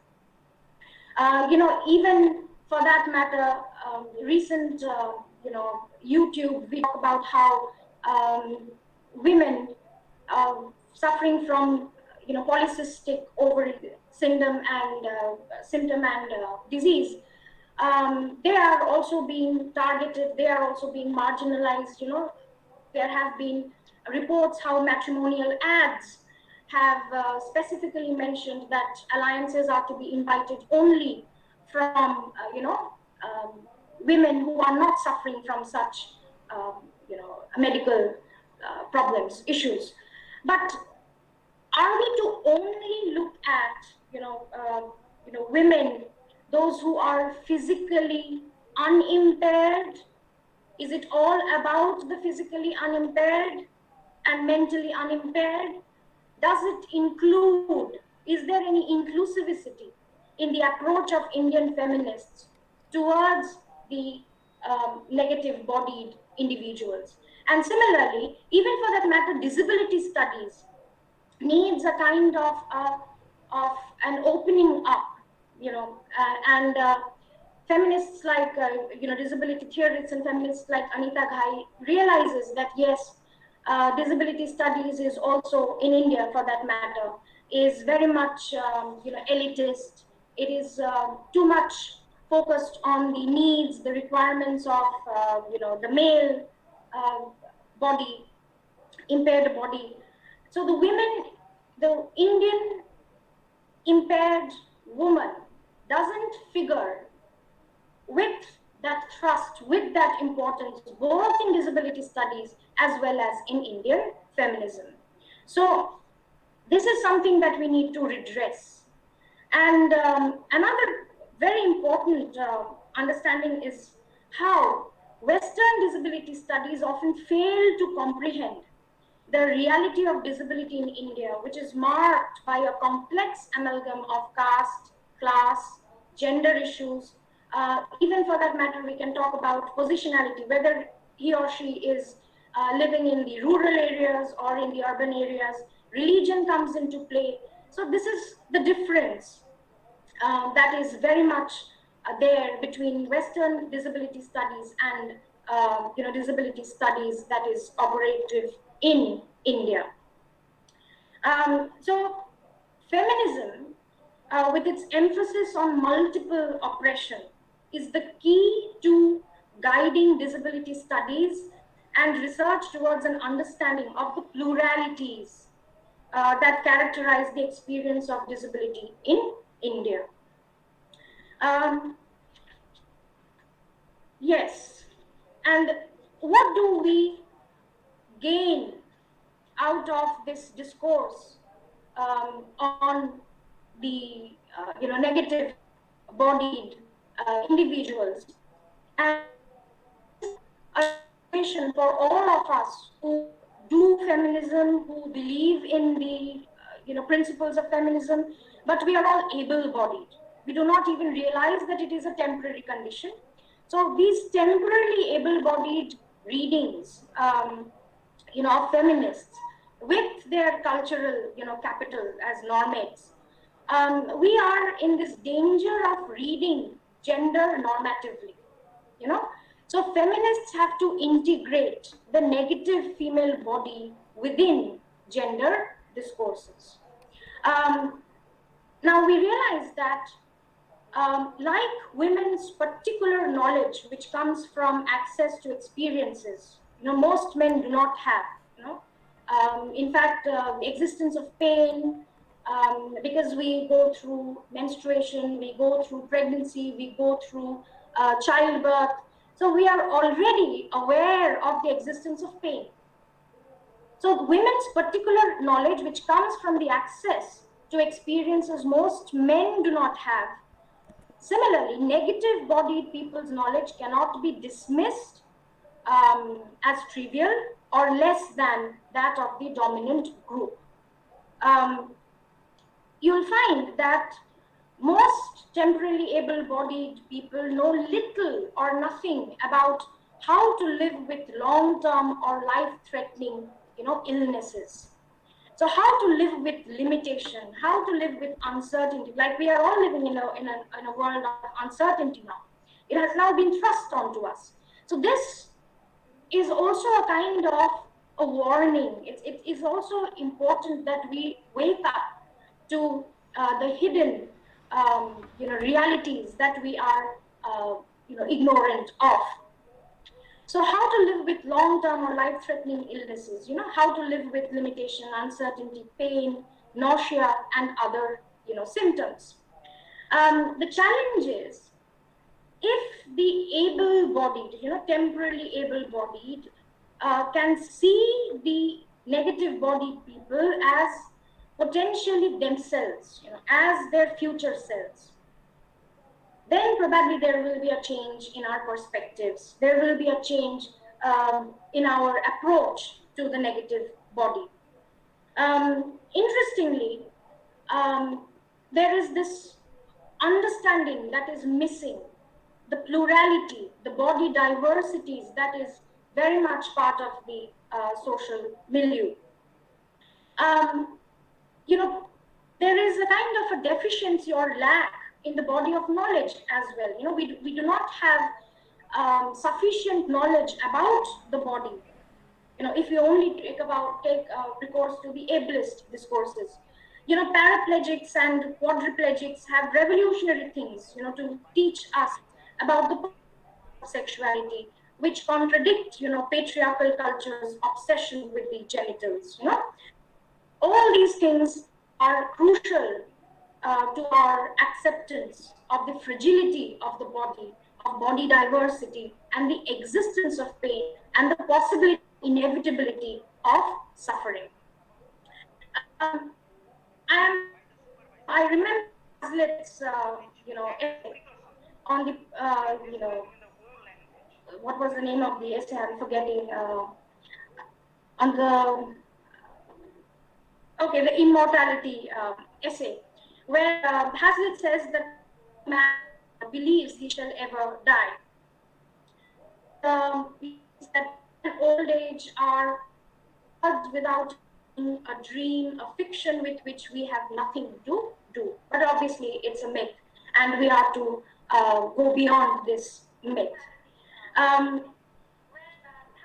Physical health is contingent and often short-lived. But this truth eludes us as long as we are able to walk by simply putting one foot in front of the other. So from this, we go to the conclusion, where we find that there is sympathy, and there is sympathy, there is a note of charity, we pity, but no empathy. So the empathy for the negative-bodied individuals is unavailable to most of these temporarily able persons. So we are to encourage everyone to acknowledge, accommodate, identify with a wide range of physical conditions and physical bodies. So that is the road to self-acceptance. And that will also lead us on to ethical and moral actions and decisions. And in probably liberate those who are trapped, living a closet life in a negative body. So we have to understand how not privilege performativity, but to privilege corporeality. Not to privilege pleasure or pain. Not to judge social success in terms of intellectual achievement, and not to force the idea of body adaptability. So there can be variations to this notion that all impaired or all negative-bodied people require body adaptability. If I have to give you an example, cosmetic surgery is so very much prevalent these days. But those who are actually experiencing various forms of, disfigurement may tell us that it is not necessary for them to go for or to opt for cosmetic surgery, because they say that it's a waste of time, it's a waste of expenditure, and they're very much happy with the way they look. They have accepted it, so it is not a taboo for them. So the negative bodied then can offer significant value in themselves and not merely as a foil or binary to the norm. So it's a celebration of imperfections. It's a celebration of imperfect health that we are to acknowledge and accept and participate in. I end my lecture with yes, I to elaborate on this particular point, active political participation, that many able-bodied feminists have explained how there is this myopia towards different or this resistance towards accommodating the impaired body in their discourses, and they say that there has not been active political participation. And we have to understand one thing, that it is not an option for most of the negative bodied individuals to be active and to be politically active, participating in active political movements. For them, it is a question of survival. It is a question of going through the daily routine of existence, like I was telling you, of putting one foot in front of the other. End of my lecture focuses on an approach to broken pottery by mending the areas with powdered gold. So this is gold mending that is practiced in Japan, and this is a celebration of the beauty of imperfections, the utility of imperfections. Now, can this gold, the powdered gold in the figurines, be the empathy we can bring in and add positive energy to these fractured bodies, fractured existence? So, yes, the negative bodies are not seeking a cure or a repair necessarily, but they are very much comfortable in their new reality. Now, Susan Wender, and this is how I'll end my lecture, when she talks about her own experiences with impairment, writes, I cannot wish that I had never contracted myalgic encephalomyelitis, because it has made me a different person, a person I'm glad to be, would not want to have missed being, and could not imagine relinquishing even if I were cured. Thank you.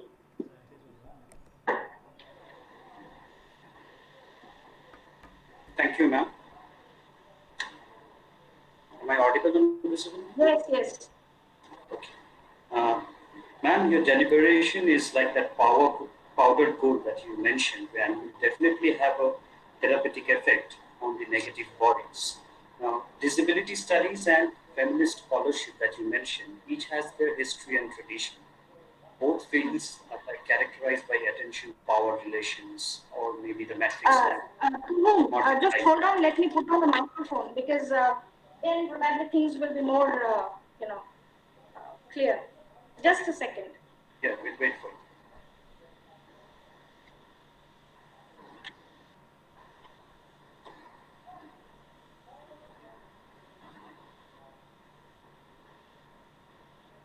Yes. Am I audible now?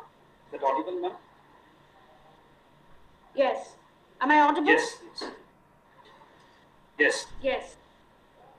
Now, disability studies and feminist scholarship that you mentioned, they have their own traditions. Both fields are characterized by power relations, maybe the matrix of marginalization or social exclusion. Yes, yes, yes. Quite few similarities. There's a growing body of literature combining both these disciplines, and this is relatively a new development. And exactly. Thanks for raising and addressing this issue. And also about including body shaming, gerontology, and sensitizing us through your deliberation. As I said, this deliberation is like that you mentioned about the powdered gold. It will definitely have a therapeutic effect on negative bodies. Now, I have few questions with me asked by our students. I would like to mention that, but before that, I have two observations. One is by Nita. Uh, your study can nicely be applied to the film Margarita with a Straw. Uh, Margarita with a Straw. Yes. And she mentioned about disability studies in perspective of films.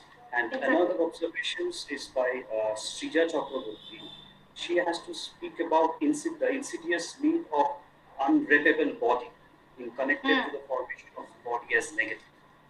And another observation, this is also a question, can beauty and the beast be passed as a paradox for body stereotypes?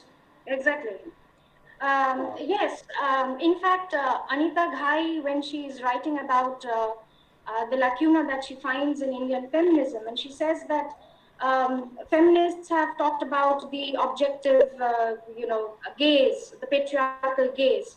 But when that falls on the, negative body of a woman, especially in the Indian context, then she's a kind of a grotesque, identity. She also gives us the example of how, chops off the nose of Surpanakha. Surpanakha was already, conditioned to us to be ugly. So she is already ugly, and then on top of that, he chops off the nose of Surpanakha. So it's the ultimate punishment that the patriarchy is, imposing on the, ugly body of the woman, and in a way, there is this parallel or this coming together of disability and desexing. And this is again another problem that, and that is why I told you right at the very beginning that there is a universal paradigm, and those who are inhabiting the negative body are more or less experiencing the same kind of oppression all over the world, and especially in a globalized world, and it's almost like this ripple effect. So it goes on, affecting the multitude of, negative bodied. So it's very important that what we talk about, how we talk about, even the language for that matter, plays a very, very important role. I was coming across few articles and few news reports about the success of the students in these class 10, class 12 examinations. And there was this one on, a girl, obviously physically impaired. And the report, the newspaper report, talks about how she's wheelchair bound. So she is not a wheelchair user. So the agency is somewhere lost, from the negative body. And it is so very much part of the normative discourse that we do not even question it, even visible to us, that there is something very, heinously, problematic with such writing, with such language that we are so very accustomed to using. Okay. Ma'am, the second question is by Deepika. She talks about in the COVID era about the shaming of body and looks. What do you have to say about the Northeast people being shamed on looks by mainstream people as corona? See, my focus was on the negative body, and this was not something that you spoke in detail about beauty aspects. Whatever I tried to mention and to incorporate in my lecture was how the negative body is primarily one that doesn't fit to the norm, in the sense that it is sick, it is diseased, it has undergone a physical impairment, and there is aging. But yes, if you talk about body politics and the politics of beauty, so it is very much prevalent, it is very much present, but again, the impetus or the onus is on us as individuals who are participating, or we are privileged to participate. But this is not where we should stop. It has to be a continuous and sustained intervention and efforts to change, to redress the omissions and the injustices of the past as well as the present. So we start at the classroom, we start at the school. I have spoken about it earlier also in another lecture of mine, that it has to begin with us. Schools, whether we can design a curriculum that can incorporate the plurality of voices, the plurality of bodies, the diversity of the experiences, and there can be a kind of an equal space given to all. Okay, ma'am. If you permit, I have just a question from my end, which I would like to ask. Yes. Because there is a co-linking of this gender and disability studies, talking about how feminism has influenced disability studies or disabilities. I need to ask that while disability right movements share concerns with feminism, don't you think that there is a point of tension between them regarding the issue of abortion rights, particularly when the fetus is developing abnormally? Yes, Tuhin, for it's again something which is, it's a basic minefield. There can be no clear understanding of what is ethical, what is moral, especially when you come to abortion. So there has to be a subjective understanding, and the socio-cultural context also plays a very important role, and here you've got to understand what is very much possible in the West may not be possible in countries like India. If being born a girl, and a girl who physically impaired or with some congenital disease is reduced to trash, or basically there is a complete annihilation of her subjectivity. So what do you think is going to be the approach of would-be parents to a fetus that they know from physically impaired? So that is the point that I wanted to emphasize on, that there can be certain similarities, there can be certain conjunctions, but the scenario that is evolving Indian disability studies is something that is unique and particular to the Indian Indian situation scenario. Thank you, ma'am. These are a few questions. And I would like to just end from the student part. One of the students said that heterosexuality makes one deviate from the normativity. Now, it can also be a part of notion impairment.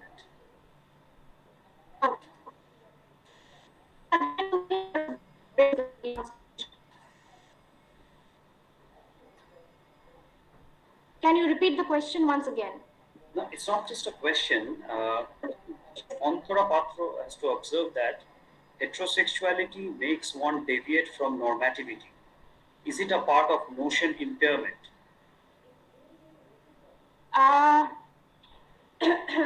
See, when I talked about the negative body, I talked about the heteronormative discourses, right? I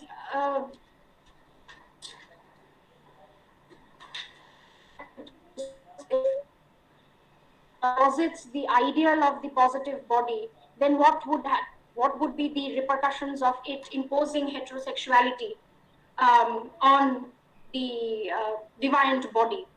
And we have to also realize that being a deviant as per your sexual orientation, and then on top of that, if you are a woman, and then you are also physically impaired, so it's a layered marginality.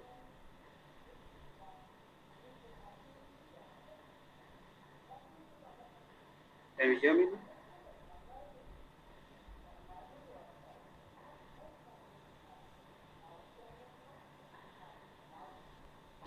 Ma'am?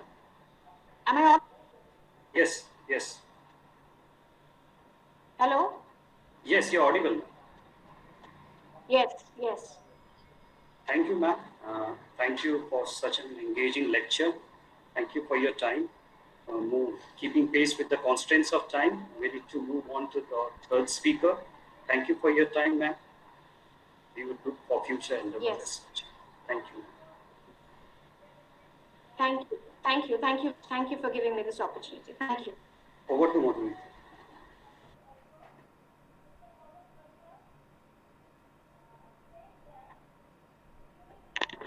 Thank you so much, Tuhinda, for referring me.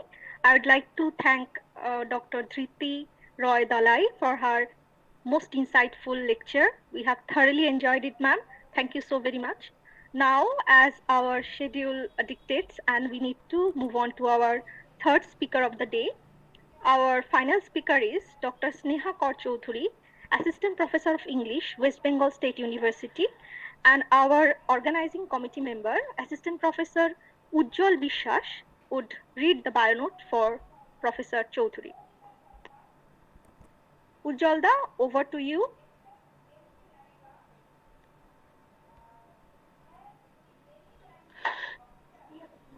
Thank you, Madhumita. First of all, on behalf of our college, I welcome all our participants and respected speaker, Dr. Sneha Kaur Choudhury, who prepared to deliver a lecture on the topic, which is exploring Victorian gender constructs in John Fowles's The French Lieutenant's Woman. I shall give a brief introduction of our honorable speaker.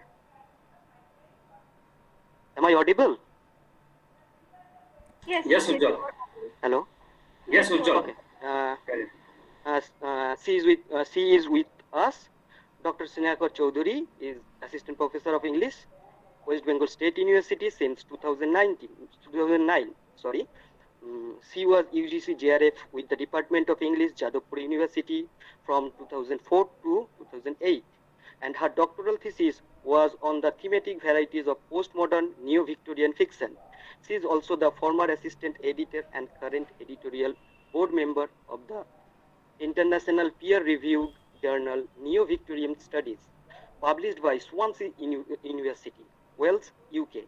She has published reviews and articles in various peer-reviewed national and international journals and has made seminar presentations in several national and international conferences in India and abroad, like at the universities of Harvard, UCLA, Pittsburgh, Leeds, Leicester, Portsmouth, Brighton, Malaga, and Sydney, among others.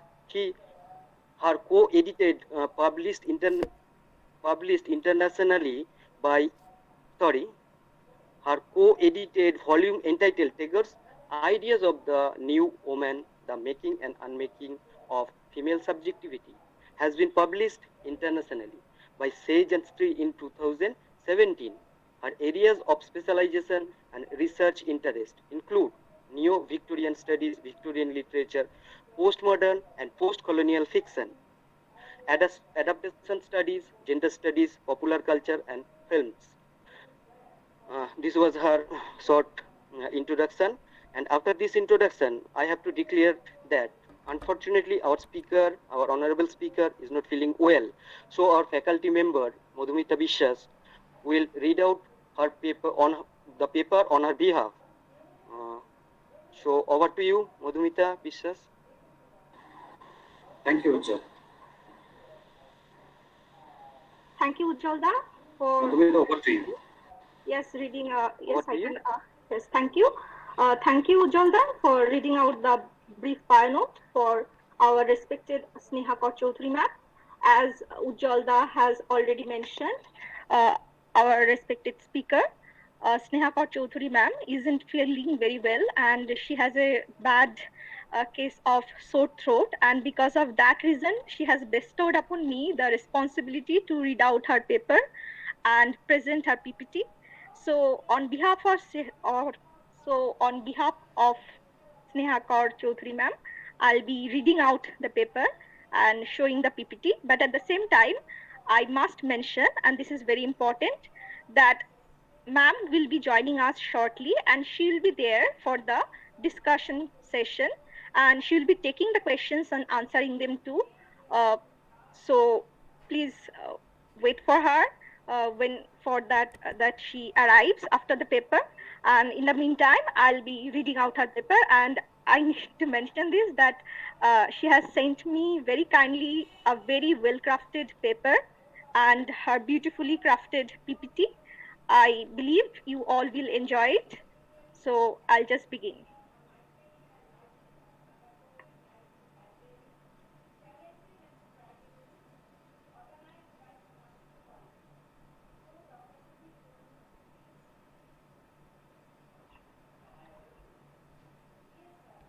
Is the PPT visible? Yes, Madhumita. Full screen. Full screen. Yes, the PPT is visible. Okay, thank you. Yes. Okay. Yes, full screen. Go ahead. Okay. So on behalf of Dr. Sneha Kaur Choudhury, Assistant Professor of English, West Bengal State University, I am reading out her paper. Her paper is entitled Exploring Victorian Gender Constructs in John Fowles's The French Lieutenant's Woman.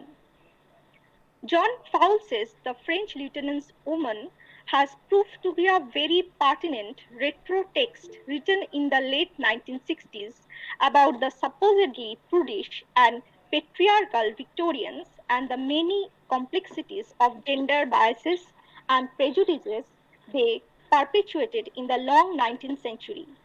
Unlike A.F. Batt's Booker winner Possession, a Romance, 1990, that maintained an uniformly nostalgic fondness for the enriched Victorian intellectual tradition, Fowles's novel is a parodic revision of the eminent Victorians, as it is peppered with irony, humor, and satiric jibes aimed at the Victorian world order. This paper will try to address some of the issues related to the representation and position of women, men, and heterosexual relationships in the Victorian age that this novel, published in 1960, tries to historically recover, recontextualize, and reinvent in the light of the postmodern present. All Fowles's critics generally argue that The French Lieutenant's Woman is a significant and thought-provoking contribution on the Victorian gender ideology, but they are eternally divided about which position Fowles endorses in relation to the Victorian woman question. By providing more than one ending to this novel, he seems to occupy multiple ideological positions about the treatment of Victorian gender issues. He can be genuinely admiring, supportive, empathic, as well as subtly patronizing, highly duplicitous, and patriarchal in articulating his stand on the Victorian gender debates. While his response to manhood have been very typical, his attitude to womanhood has been deliberately ironical and mutually conflicting.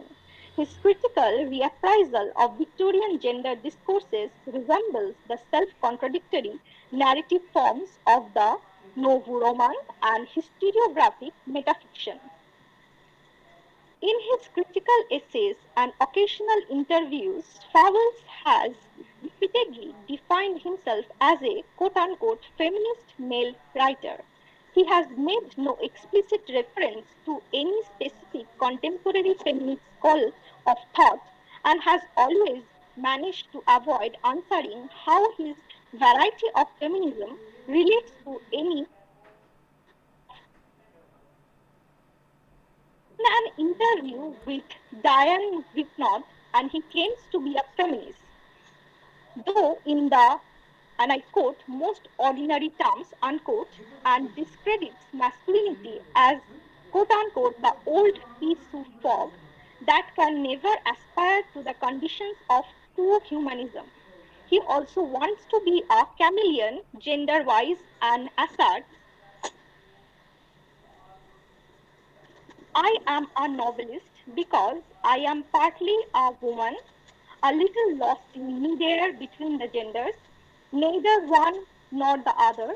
I certainly think that most novelists are a result of not being clearly typed sexually. He, Angus Wilson, was very much such a typical masculine feminine writer. Unquote. Powell is thus explicitly rejecting the strict and normative heterosexual binaries and gender constructs which were sacrosanct to the Victorian patriarchs. Rather, he believes in a more fluid gender identity that allows more freedom and free play with the gender constructs imposed by society on us. The coincidence of the period of the rise of radical feminism in the early 1970s and the composition and publication of this novel around 1969 should not be overlooked. Fowles has written this novel in an intellectual climate ripe for a revolutionary upsurge of feminism. This period is historically akin to the 1860s in Victorian society, when the woman question became almost a prototypical feminist movement. Moreover, 1867, the year in which this novel begins, is also the time of the publication of John Stuart Mill's The Subjugation of Women, a formidable male defense of Victorian female emancipation.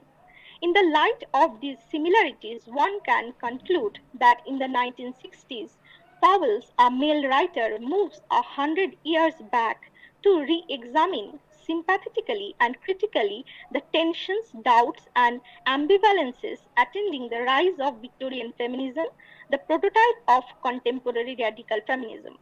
This further proves that when the historical past is interrogated, it is not done in oblivion on contemporary concerns.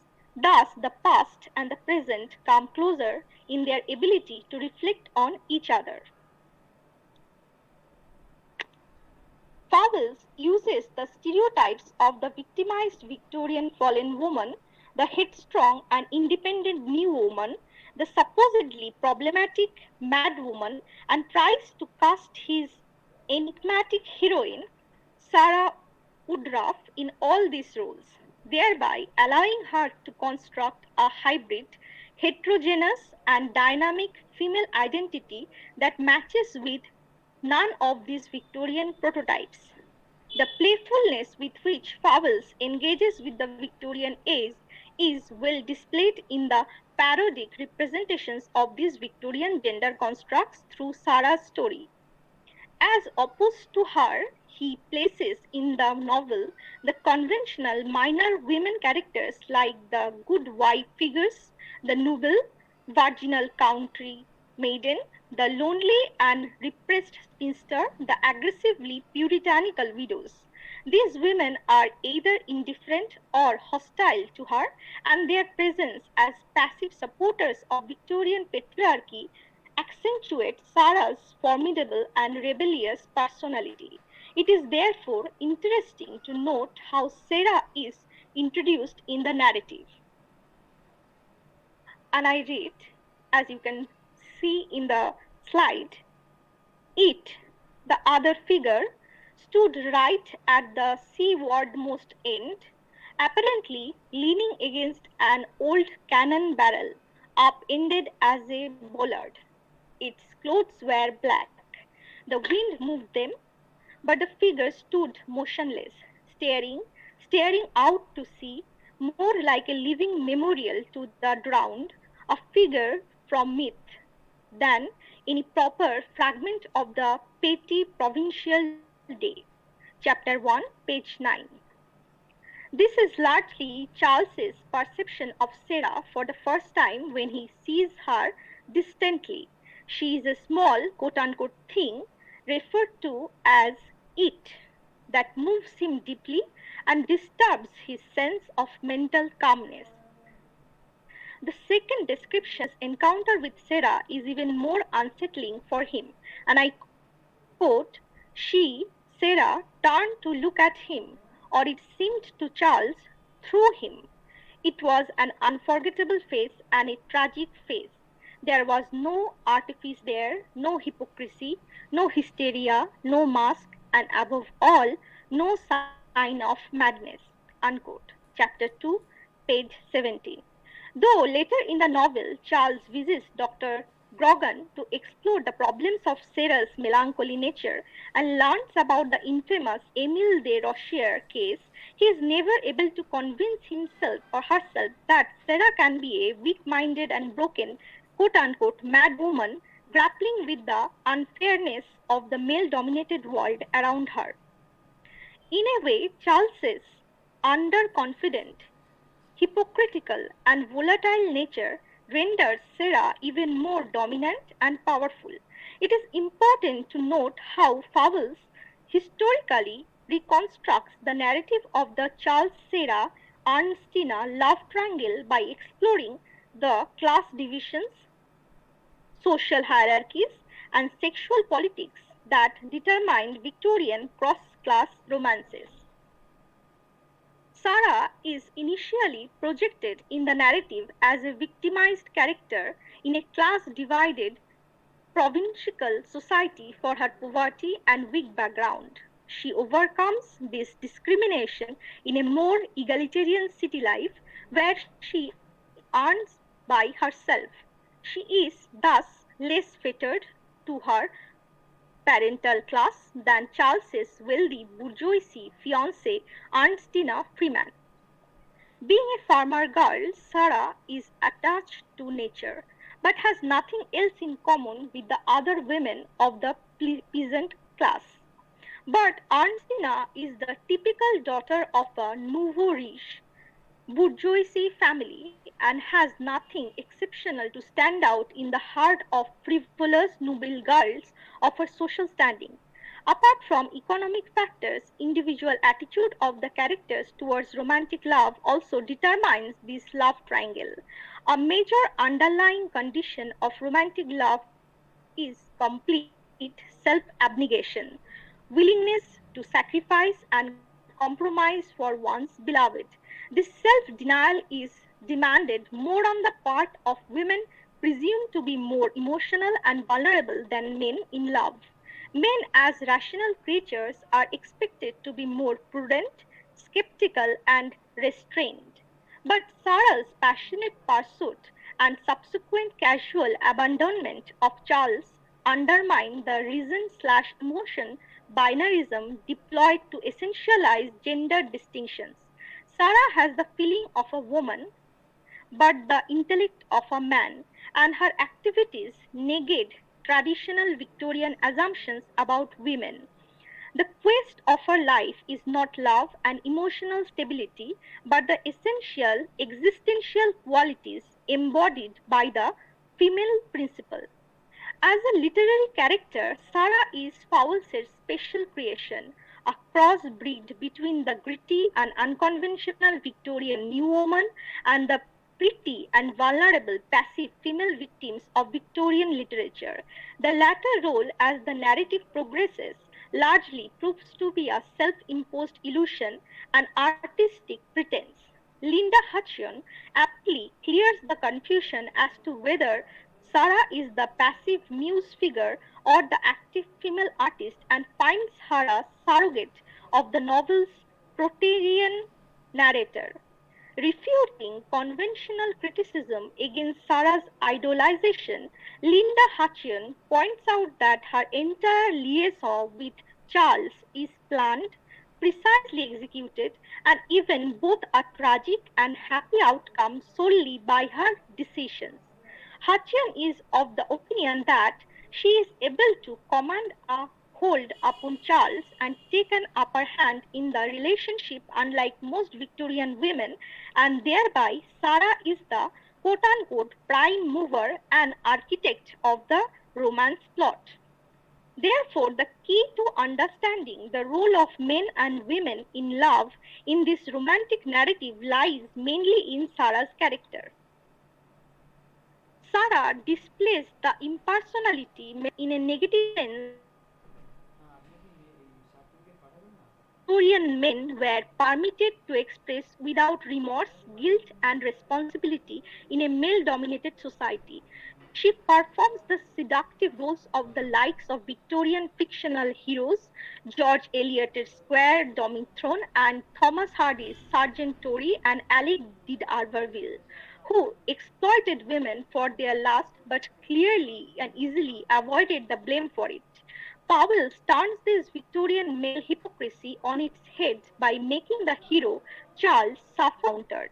It is also no coincidence that the hero of Powell's Victorian novel is an aristocrat and his heroine is an apparently powerless and underprivileged village woman. It is an instance of Powell's redemption of Victorian female victimization through Sarah's fictional revenge. Here it must be pointed out that the contemporary writer's perception of Victorian society is largely predicated upon its representation in Victorian literature, particularly the novel, which for him or her largely means the realistic reflection of the Victorian world in all its complexity. This attribution of factualism to Victorian fictional discourses blurs the boundaries between legal, social, economic, and cultural tracks and fictional literature. Neo-Victorian writers access the Victorian past through these textual commentaries in both fictional and non-fictional discourses. Is Sarah's revenge against Victorian patriarchy anachronistic? Is her recalcitrant individuality historically feasible? Does she really achieve the kind of freedom thinking women aspire to? Does her modus operandi of emancipation really prefigure the agenda and dynamics of 1970s feminism occurring about 100 years later? These are the leading questions that seem to haunt any critic analyzing Powell's treatment of Sarah's emancipation. A partial clue to these provoking queries can be found in Sarah's unconventional nature and the set of circumstances in which she is presented. Before analyzing her character and her social life, it can be proposed that whatever Powell's pretensions, Sarah and all the other characters cannot be free from his iron grip, even when he pretends to release them to pursue their own freedom. One has to keep in mind that the three endings offered in the novel do not imply the characters' freedom to act, but they exist as three historically plausible and socially realistic endings of the love triangle. In formulating these three endings, Powell simultaneously endorses three mutually opposed ideological positions, which are perfectly in tune with the deliberate self-contradictions the writer/narrator displays. The real freedom of choice is offered to the reader, whether he would prefer a conventionally happy Victorian ending, chapter 45, as you can see in the slide, or an unconventional but happy Victorian ending, chapter 60, or a tragic modernized ending, chapter 61.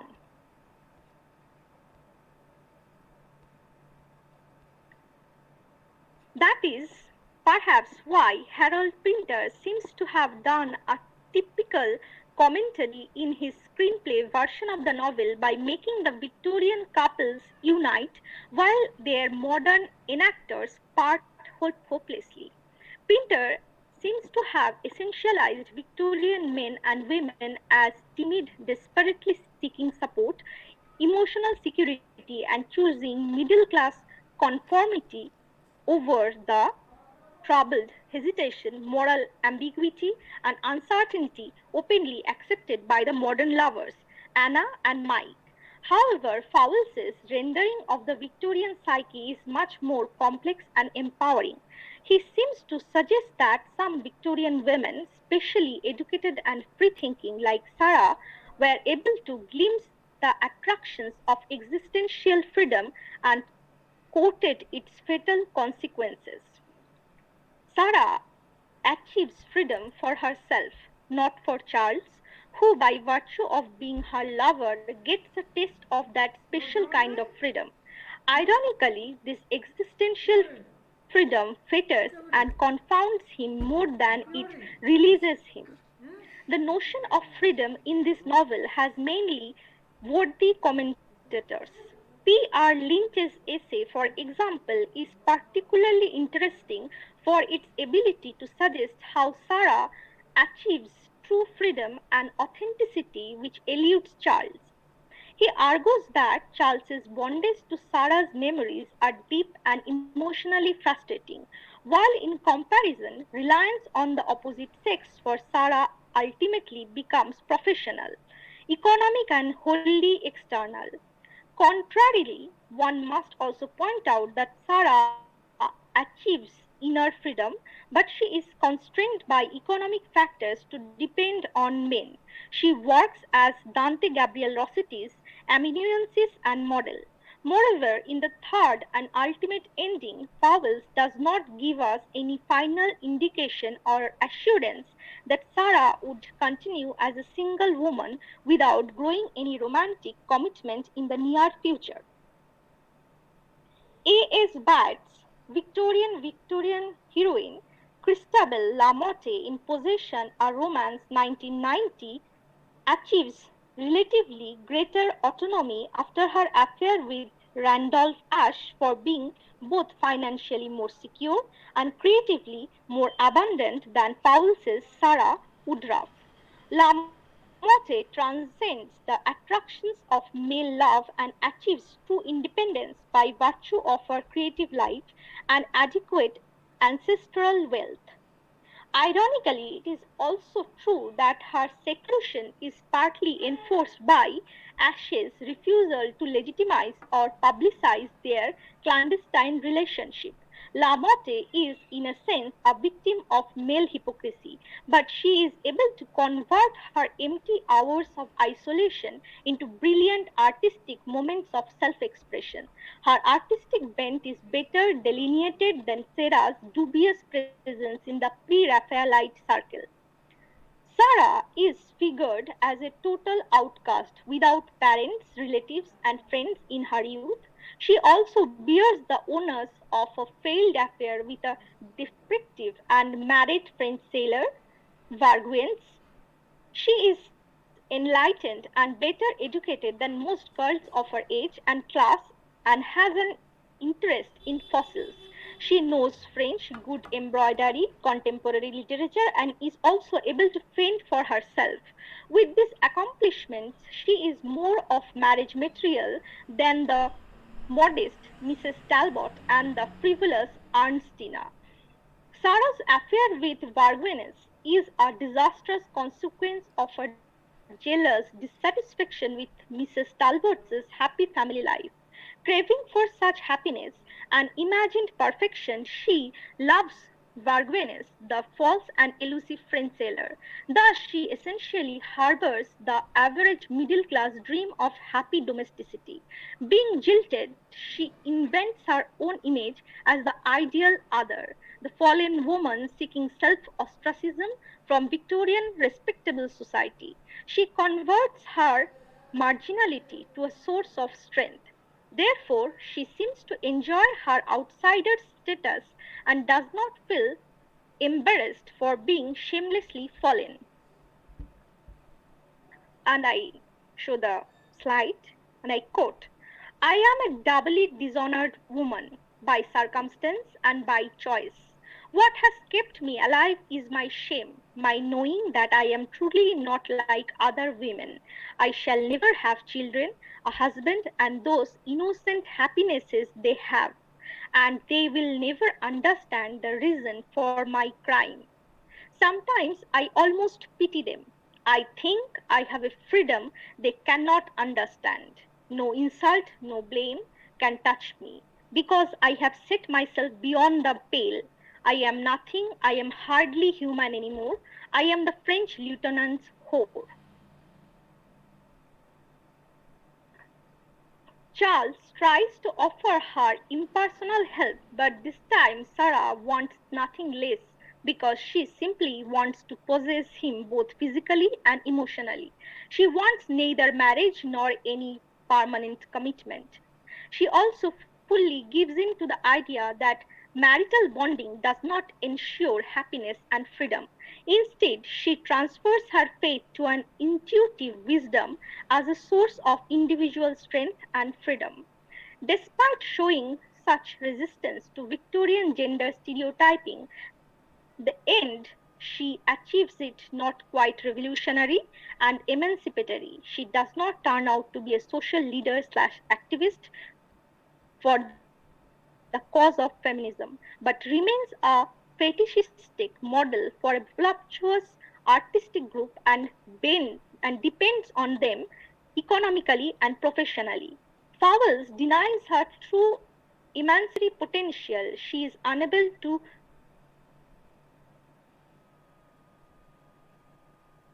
preach her gospel of truth. Crusader enjoying her own liberty without getting any scope to join feminist activism in Victorian urban society.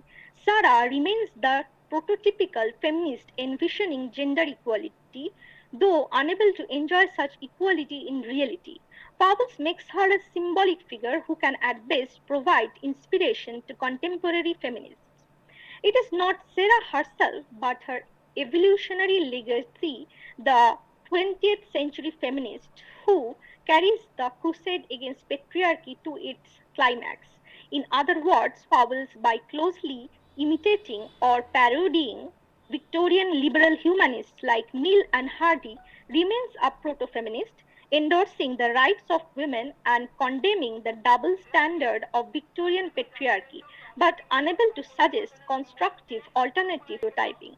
Here, Fowles' gender ideology also reflects some of the sexual and moral ambivalence of the new woman writers. According to Lynn Pickett, these female writers, quote unquote, simultaneously celebrated the feminine and as feelings and problematized the conventional association of woman with feelings, unquote.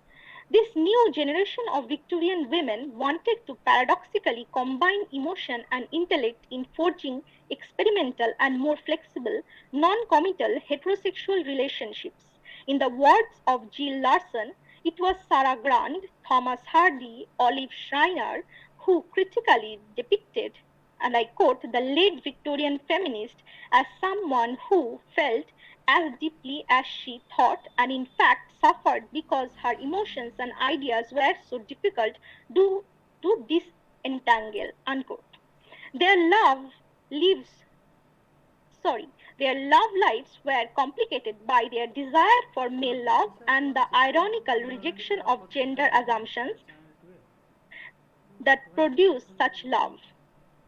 Inevitably, experimenting with relationships earned them the status of flirts and whores, but respectable Victorian women jealously avoided these labels. These Victorian feminists were confronted with the realization of their aspirations and the simultaneous inability to materialize them in an age not ready for complete female emancipation. So, at the same time, Fowles observes, and I show the slide, the vast majority of witnesses and reporters in every age belong to the educated class, and this has produced throughout history a kind of minority distortion of reality. The prudish puritanity we claim to the Victorians and rather lazily apply to all classes of Victorian society is in fact a middle class view of the middle class ethos. Unquote. Having mentioned this, Fowles alludes to the ways in which the quote unquote hypothesis about the Victorians have unsexed them, condoning the lustful lifestyle male members and constructing the images of the pure angel in the house and the impure Magdalene in the streets, thereby not only defining a woman's existence by her sexual attitudes and free expressions of alternative sexualities. In fact, Fowles, in sync with Michael Foucault, when he claims that the Victorians took sexuality and the constructs countering it much more seriously than we do, it is rather our lack of historical insight about their attitudes towards sexuality that makes us construct a false, desexualized image of the Victorians. Fowles uses the conflict of emotions and intellectual encountered by urban Victorian women to demystify it. This ironically shows how such uncertainties in romance can only breed anxiety and fear. frustration, but cannot bring peace of mind and happiness. When Sarah really achieves for herself is the simplest capacity to move in and out of heterosexual affairs, but that cannot count for total freedom because she is free but alone. Even her fellow sisters in bondage do not accept her credo and consider her freaky and outlandish. Impersonality the relative impersonality she achieves in love is not reflected in her economic or cultural attitudes because she still needs the patronage of a male dominated artistic group. Fowles' heroine shows the beauty of individual resistance that cannot transform others. Fowles celebrates her fictional achievement 100 years later, since in her own age her rebellious individuality would have been either ignored or misunderstood. Her dilemmas are reflective of the many contradictions that defined and determined the Victorian gender ideology. Powell brings out these ambiguities in the Victorian patriarchal psyche by indicating how intelligent and self-willed women were perceived with doubt and suspicion in an age that ironically initiated and promoted the woman question. Fowles' novel claims to be a liberal narrative about the need for women's freedom and equal rights in every society and the flexible gender roles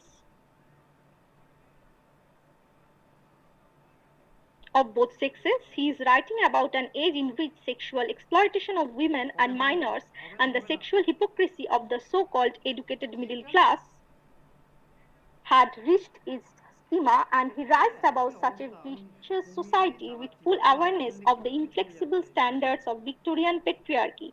He has his normative reservations against lesbianism and does not want his heterosexual Sarah to indulge in it. He refers an asexual Sarah and an unmarried Ernestina and never explores the possibility of their homosexual orientations. Powell's text is like a male historical fantasy about lost beautiful women of bygone eras that has the same chivalric outlook as the medieval knights had towards the damsel in distress. Yet it is interesting to note how he plays around with the archetypal Victorian gender norms, identity constructs, and conformist subjectivity, exposes this hollowness and artifice and posits some limited alternatives to it. Thank you.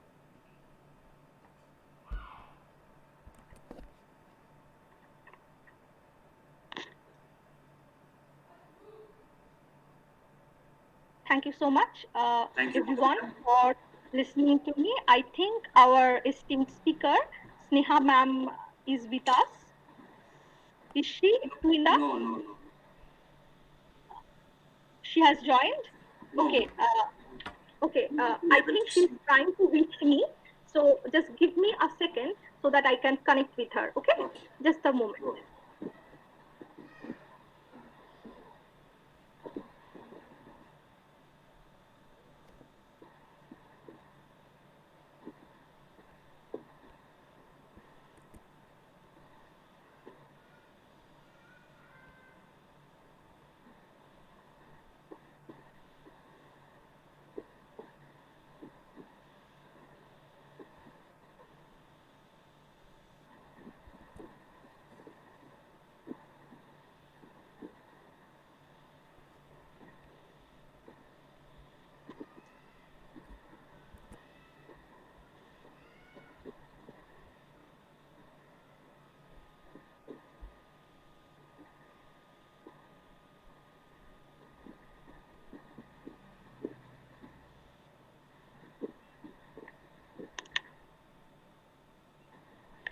Hello, am I audible? Yes. The thing is that I just talked to Sneha B. She has having some network issues, it seems, and she is unable to join us. But at the same time, she's with me on the phone, and she would like to take any questions if there is any.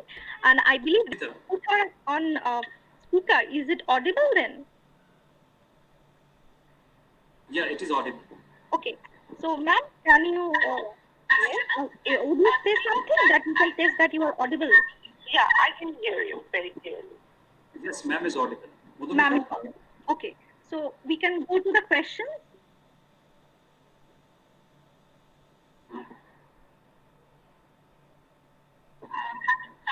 Tuhinda? Hello? Yeah? May I go on with the questions? Yes, you can go on with the questions. I'm just putting her on the speaker. If she can Sure. just. Okay. Ma'am, there is a question by a student called Ria Dotto. How does Darwin's idea of individual freedom versus deterministic fate influence? I can't hear the question. Oh, she's unable to hear the question. Tuhinda, that she's unable to hear the questions. Audience, Mudhamita, can I just, share with us.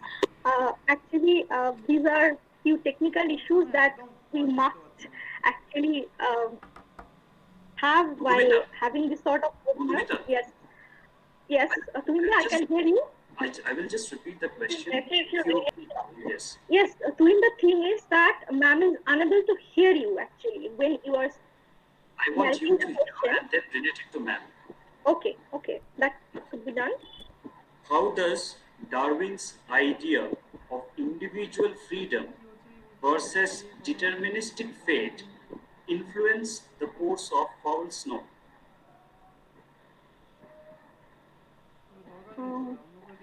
Is it on the Darwin's idea of individual freedom versus Darwin? deterministic fate? Ma'am, the question is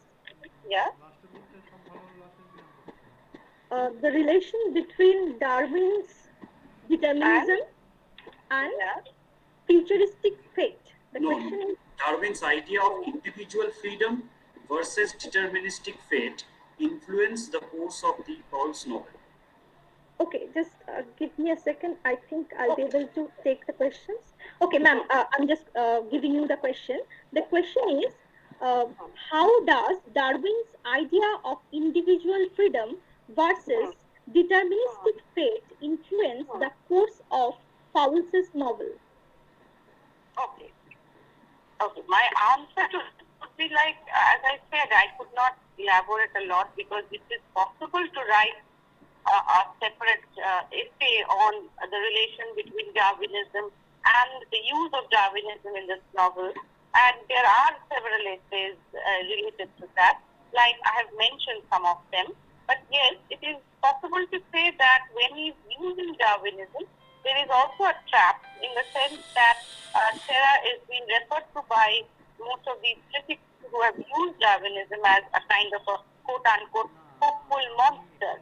That is somebody who is futuristic, but at the same time who's not been able to be recognized as somebody acceptable and somebody who's compatible with the 19th century version of womanhood or a certain kind of a reality that women had to encounter during that period. So of course, Fowles is not really being able to reconcile this gap that exists between futuristic womanhood and Victorian womanhood in the novel. And I hope this is my response to that. If this is exactly what he was asking. Yes, ma'am. I think you have answered it. And ma'am, there is another question from another student, and I'm just narrating you the question. Can we read the character of Sarah Woodruff as a character who exemplifies Judith Butler's ideas regarding gender as a performative space that can be deconstructed through personal agency? Okay, this is a very interesting question. Firstly, I would often think, and this is also very popular with Fowles critics, that Fowles was very rigid while trying to place Sarah as a 19th century lesbian, even trying to explore that possibility. He is not open to that possibility, which I have suggested in my paper also.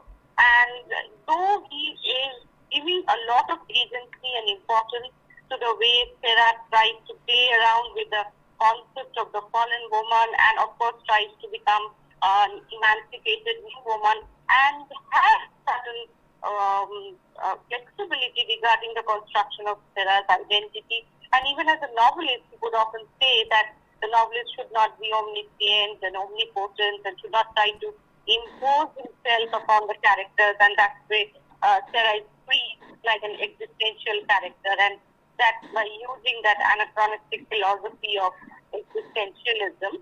But at the same time, it would be radical to say that we can think of Butler while thinking of Serra, because what Butler is suggesting is the collapsing of the boundaries between heteronormativity and homosexuality, or the kind of free state between the two gender binaries, which we never see in Serra, because Serra is presented as a typical feminine character, and we don't see her cross-dressing, we don't see her doing things that mostly men do, except for becoming maybe an artist or a model, which was largely becoming popular with the new woman of the later period.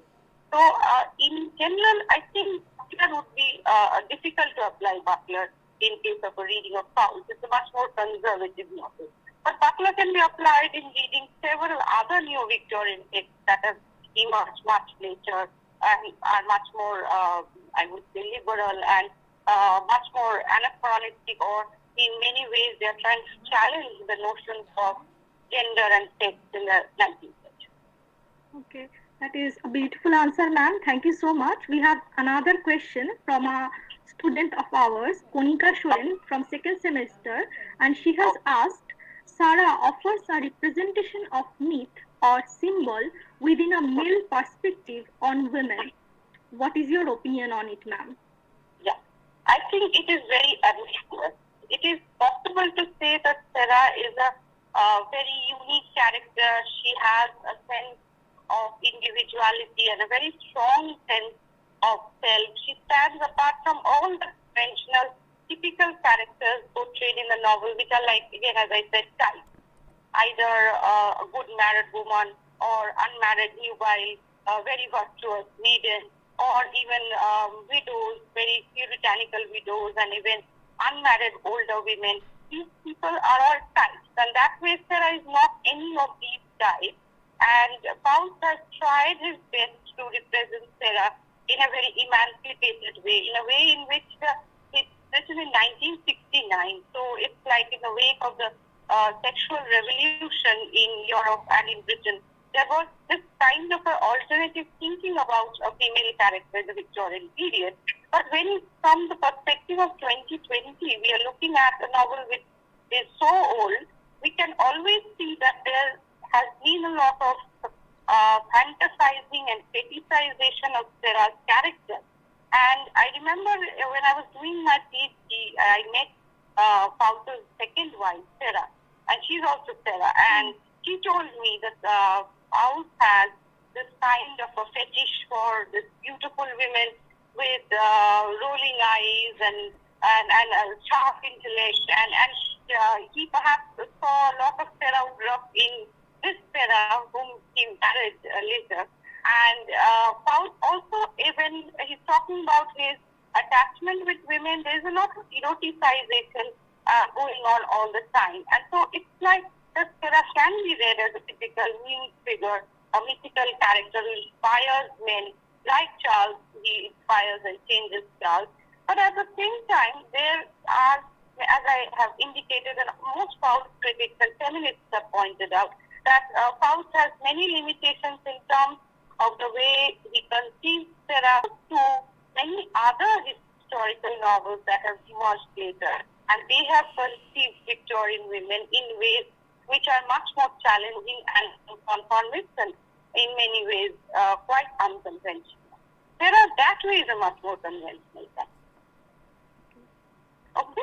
Thank you so much, ma'am. It was really enlightening, and actually to learn about those little, news about and the story behind that Sarah and her and his wife being Sarah. It's really interesting. And thank you so much for sharing your paper with us. And we would have loved to have you with us on screen. Thank you. And I'm really sorry for all the glitches. I'm also part of that technical thing that keeps No, ma'am, no problem at all, ma'am. This is the era that we are living in right now, and we all are actually some way or the other facing these network issues and problems. So there is no problem with that, ma'am. We are really grateful to have you with us, and the way you interacted, it is really helpful. Thank you so much. With that note, ma'am, we would just proceed to our next session. So thank you so much.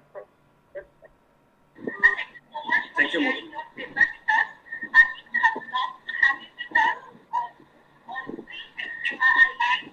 Mudita, now we can move on to the concluding. Exactly. So actually, just give me a second. Certainly. Yes. Because I just completed the paper and talked to Madam Sneha ma'am. So let me just conclude. Actually, I would like to conclude by saying that although with having all these technical glitches that this modern era and this particular scenario of pandemic has put on us, actually we are dealing with it, we are going through it, but definitely the way today's webinar has come out of it, actually I think as the organizing committee and on behalf of Khatra Adibasi Mahavidyalaya, I feel really thankful to all our speakers actually for bearing with us and also for giving their precious time to us. So today we had wonderful eminent speakers. We had Professor Nilanjana Dev with us, we had Dr. Dhriti Roy Dalai with us, and we had Dr. Sneha Kaur Choudhury with us. Although for tomorrow, I would like to announce that we will be having our tomorrow session from 11 a.m. sharp, and I would thank all our audience and committee members to be present for our tomorrow session as well. Tomorrow we have brilliant sessions and lectures from eminent academicians like Dr. Nandita Banerjee Dhawan, Director of School of Women's Studies, Jadavpur University. And then we have our another eminent speaker, Professor Sonia Shahu. She is Professor, Department of English, Jadavpur University. And then we have our speaker, Dr. Girish D. Power, Assistant Professor of English from Hyderabad Central University. And they all will be delivering extras on various gender topics tomorrow. The schedule is given with the booklet it again tomorrow. With that note, I would say thank you, and thank you all for listening and being with us on this session. We sincerely hope to have you with us tomorrow as well. And one last disclaimer, and that I need to mention, that tomorrow on our second day, we will be circulating the link, the feedback link for the e-certificates. So I will kindly request the audience to pay attention tomorrow in the comment section of YouTube, because we will be circulating the link tomorrow for the feedback form, and you have to submit it within a certain stipulated time, most likely by 9 p.m. tomorrow. So please pay attention and be there with us.